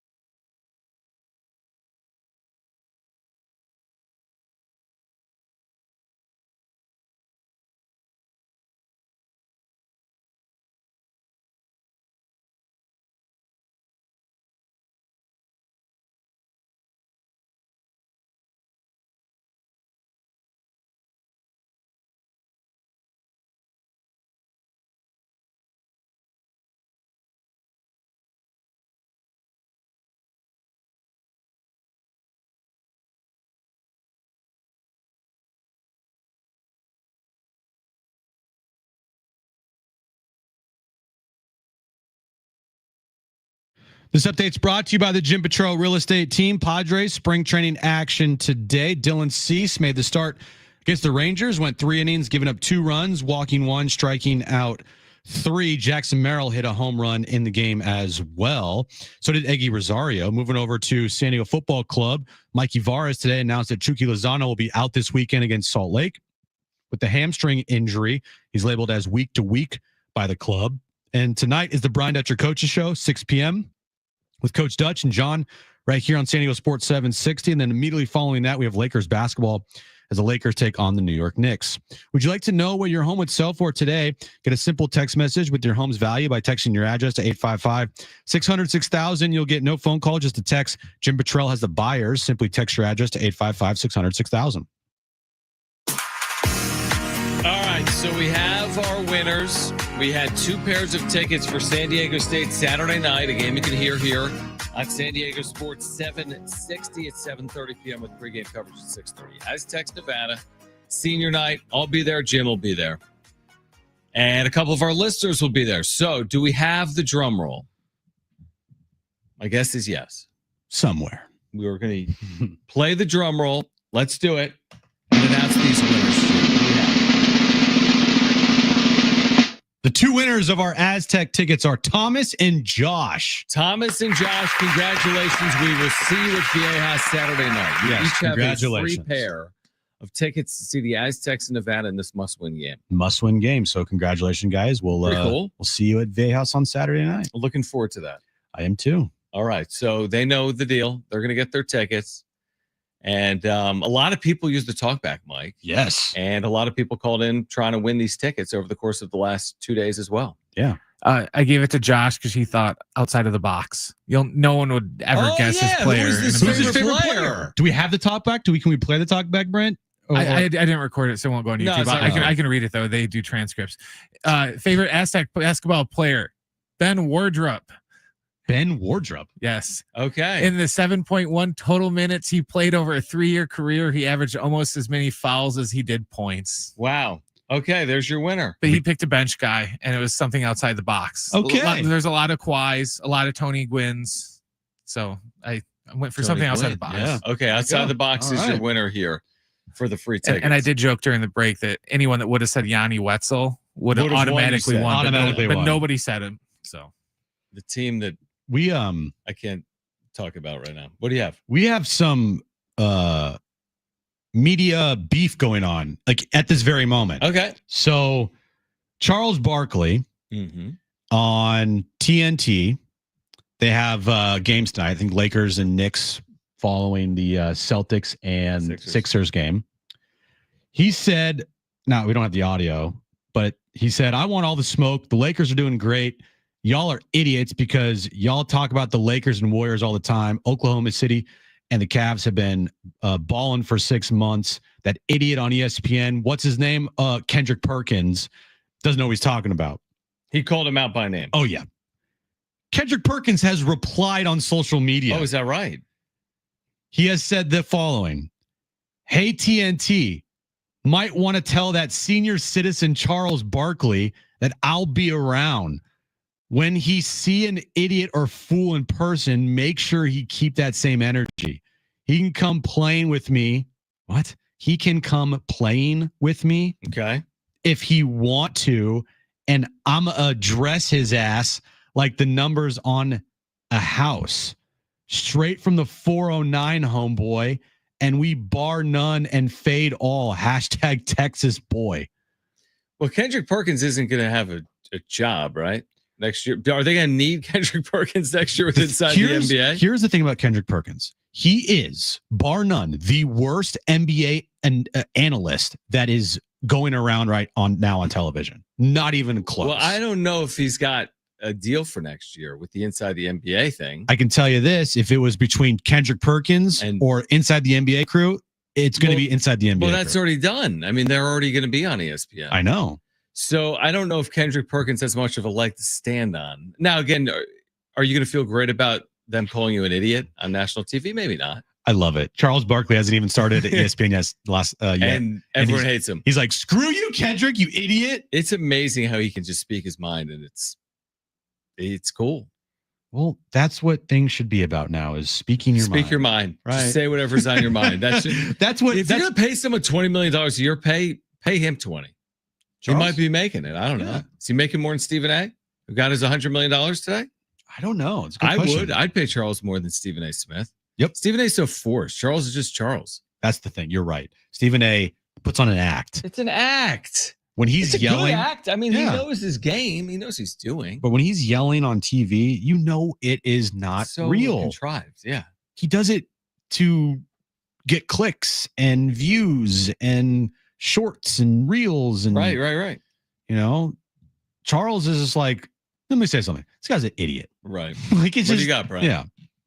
This was according from the New York Post. Barkley had a 10-year contract with TNT that paid him more than $100 million. And if he completed the contract, which I don't know if he will now because they're switching, he would have earned nearly $200 million on that deal. Okay, so he's in that range then. You could have earned $20 million a year over 10 years. Yeah, there's few people. Again, Stephen A. No, I mean, I'm with you. I think Charles Barkley, if you're gonna reach for someone and just pay whatever it's worth, you're just gonna bend over backwards to pay someone. Charles Barkley resonates. Yeah. And he's been doing it for a long time. Because he's not afraid to call someone an idiot. He really isn't. And I don't think this is gonna stop him from doing it moving forward, truthfully. No. And if I'm Kendrick Perkins, like I don't know if I take to Twitter. I mean, he goes on, right? Oh, he's got more? He's just no, Charles, like the more things he says, he's just said the only people who talk about LeBron and Michael are people on television who got no talent to talk about anything else. I ain't hanging on to the 90s, so why are they? Because it pays the bills. Because when they talk about it on First Take, it probably resonates more. It's just like a constant discussion about LeBron who's and the Michael. GOAT. You're like, It's so dumb. shut Yeah, it is. up. But then the other point he makes is pretty valid too, which is, I mean, he calls out the Lakers and the Warriors. Like, what's with the obsession with talking about teams that aren't even as good as Oklahoma City and Cleveland? Which is exactly what he said today. It's all based on ratings, man. But that's what I just said. That's why they talk about Michael and LeBron. Yes, I get it. That is solely the reason. That's why they talk about There's the Lakers some and the piece of Warriors. paper that spits out when you talk about Dak Prescott, people watch. Yeah, when I had my rant a couple weeks ago or maybe a month ago, right? When the Thunder were playing the Cavs, Yeah, and I'm like, okay, yeah, two best teams in the league. No one cares. But nobody cares. And you are right. You're right. There's a piece of paper somewhere that says, talk about the Lakers. More people are interested than talking about Donovan Mitchell. Yeah, what drives the needle? Yeah. Lou Dort or Luka Doncic? Yeah, exactly. It's not even So a question. I do get it. Like, if everything was equal and fair, that's not how life works. He's right. The Cavs have won 12 straight. They're 52-10. I didn't know that. I didn't know they'd won 12 straight. We saw last night they were 51-10, and I think they won. So I they didn't even did win. realize. I mean, until I look, I didn't realize they're the best in the league. I just, sports, especially the NBA, I've said this before, it's a star-driven league. You have to have stars. If you don't have stars, the likelihood of you resonating on a national scene, it's not that great. But if the Thunder's team was in New York City with SGA, Yes, markets. that's what I'm saying. Markets matter too. Because at 51-11, there's no way they're not resonating. At brands. 51-11, Yeah, brands And are then big, too. Eastern Conference, if Cleveland was in Boston, Yeah. I think people would care. Yeah. Because Boston's not the most star-driven team in the history of the league either. But they're Boston. Yeah, they got Tatum and Jaylen Brown. They just won a title. Yeah. Tatum is a guy that he didn't play, but It's at the Pine. on the Olympic team. Jaylen Brown, their Finals MVP. Okay, I get it. They haven't won regular season MVPs yet. They haven't broken through that. Right. level. And we had the conversation like, is he ever going to be the face of the NBA? Because does he resonate? Yeah. But a lot more people are talking about the second place Celtics than the first place Cavs. Now they won an NBA championship, and they're the Boston Celtics. Yeah. And the reason why people are talking about the Warriors and the Lakers, they got Steph and LeBron. Like, I'm sorry, those guys resonate. And I get it. If you watch the Cavs game, yes, they're one of the best teams in the league. And for basketball purists, I'm sure that's great. But the point of sports is like, you have your built-in fans already. How do you attract the others? Right. And by attracting the others, talking LeBron and Steph and the Lakers and Warriors will likely do that more than talking about the Cavs and the Thunder. Yeah, no, you're right. I think that's exactly right. And when it's almost like it's a rhetorical question when basically Charles Barkley in this whole tirade where Kendrick Perkins got mad, he's like, why are you all talking about the Lakers and the Warriors when you should be talking about the Cavs and the Thunder? But it's rhetorical. You know the answer. Because when you talk about it, more people watch. And also, too, I know Charles knows this, but Kendrick Perkins is not driving the conversations on ESPN. The producers behind the scenes are like, here's the rundown for today, guys. And then Perk decides what he's going to say. You know, like they have directives. They know what drives ratings. They know what people want to listen to and watch. Nothing drives. And I mean, the truth is that show doesn't even, it doesn't do good ratings. I mean, he doesn't. The issue, True. They're actually bringing him. This is what Pepsi tries to do with Coke. If you can get compared to Coke, that's a win for Pepsi. The fact that they're bringing Kendrick Perkins into the conversation, he's irrelevant typically on the national scene. You're right. It makes Perks better, bigger. Why are than he you is. picking him up like that? Yeah. The whole reason that they brought him up today was, I guess, Perkins made the statement that the Luka trade and the Lakers saved the NBA. Right. And that's what set Barkley off about how they didn't save the NBA. Well, part of it is kind of true. There's been a lot of interest in the NBA. I think that trade definitely helped more. You can't say it hasn't helped.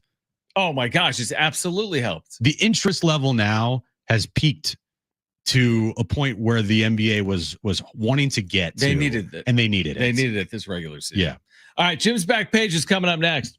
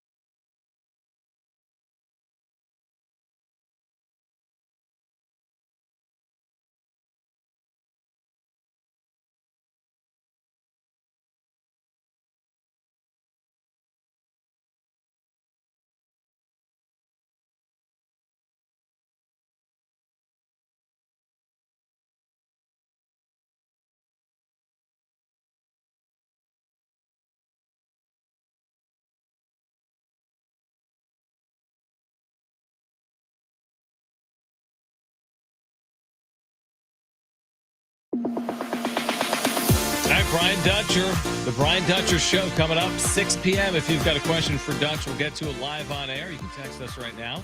70470. Start it with team. Senior night Saturday. Mountain West tournament begins next Thursday for SDSU. If you've got a question for Dutch, you can text us right now. 70470. Start your message with the word team. That's 70470. Start it with the word team. We are back tomorrow. We think in this business. Yeah. We hope. Tomorrow, Kevin AC will join the show. That's what we got for you. Will the Padres end their 100-game losing streak? It's longer than we think it is. Their non-winning streak, because they had a tie in there, is like 9 days old. At least. It's been an off day in there. What was it? It's been a while. Last Wednesday? Okay, what's today? Okay, listen to this. Loss today. Loss yesterday. 2 losses Tuesday. No loss Monday. They didn't play. Loss Sunday. Loss Saturday. Now we're in February. They haven't won this month. Lost on the 28th. Lost on the 27th. Their last win was a week ago Wednesday, 8 days ago, against the lowly Chicago White Sox. Their only road win. The White Sox are tied for last place in the Cactus League standings, John, along with the Padres. So since they started 2-0, what's their record? 3-10? They're 1-10 with a tie. Yeah. But again, who cares? I don't. Who cares? They can start the season 10-1. I would love that. If they start the season 1-10, we'll be. They start the season 3-10 like they are right now. Gosh, I'm done. Pitchforks out, bro. Pitchforks, 100%. Pitchforks. All right, Brian Dutcher at 6. Get your questions in. 70470. Start it with the word team right now. Let's get to this.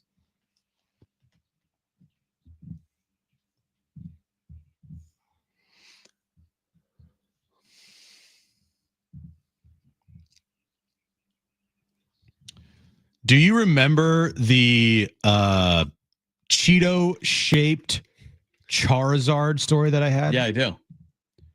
Well, this Cheeto-shaped Charizard, dubbed the Cheetozard, that was up for auction, had 60 bids on the uniquely shaped snack. It was at the Golden Auction House. It was graded. It was encased in, I think, resin. It sold today. It was encased in resin? Or whatever it's called. I don't even know what that means. Something to like preserve stuff. Is that what it's called? Resin?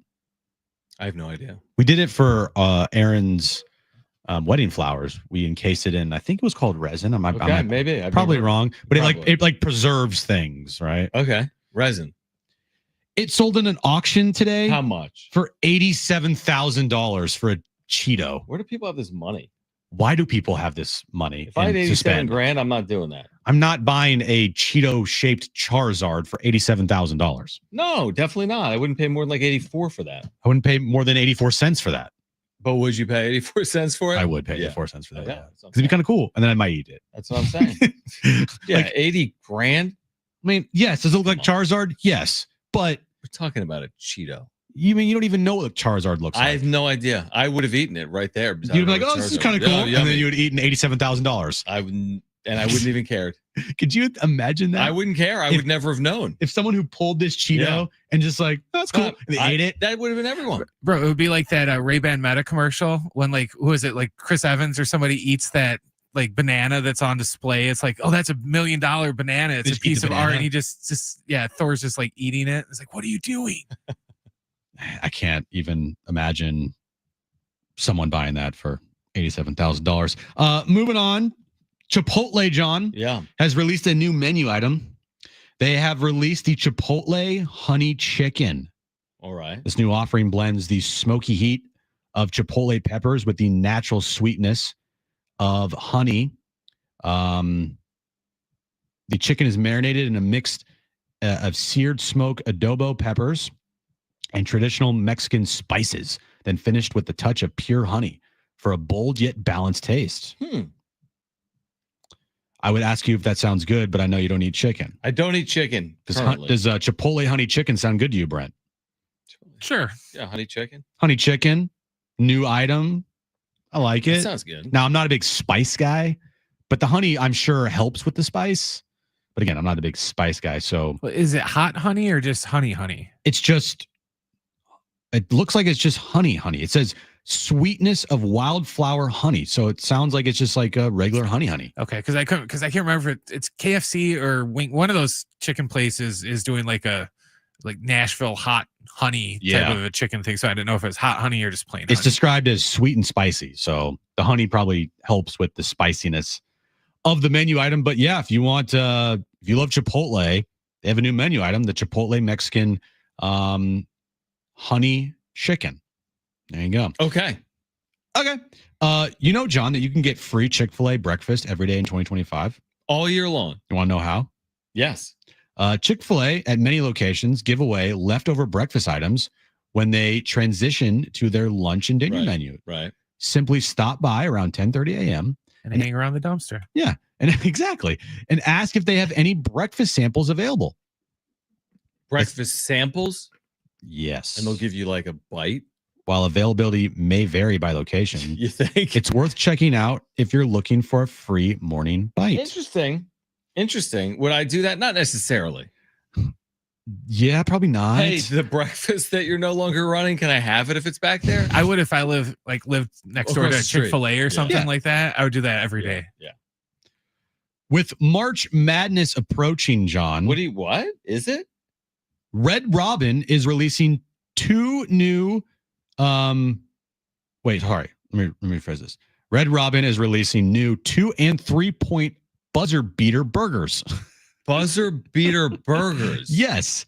So the new 2-point buzzer beater burger. That's like a layup burger.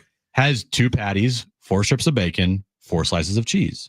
You can probably guess what the 3-point buzzer beater Does burger it have has. 3 patties? Yes, it does, John. And like 3 slices of cheese No, and it's 3 bacons? It still has 4 slices of bacon and now 6 slices of cheese. So with March Madness approaching, this game day burger is the ultimate way to fuel up. It got released this week at Red Robin, just in time for March Madness. Wow, for March Madness. The madness is here. You can get a burger at Red Robin. It's a limited time burger built for, quote, college basketball fans and burger lovers alike. I'm half of that. You're half of that for I'm sure. a college basketball fan. Yeah, you're not a burger lover, though. No. So that might be a problem. So there you go, John. There's the back. I'm going to page go for there you and ask if they have like a vegan 2-point shot for March Madness. I want you to do that. See what happens. They'll probably slap me. They'll be like, get out. All right. If you missed anything today, make sure to check out sportssd.com or the iHeartRadio app or iTunes, TuneIn Radio, or Spotify. We're on YouTube as well. Search for Jon and Jim. We're on social media. Search for Jon and Jim. JONANDJIM. Brian Dutcher will join us on the other side for the Brian Dutcher Show. He'll join us live. If you've got a question, get it in right now. Text us 70470. Start your message with the word team. For Brent and Jim, I'm John. Keep it here. Brian Dutcher Show next on San Diego Sports 760. Okay, peace out. Bye.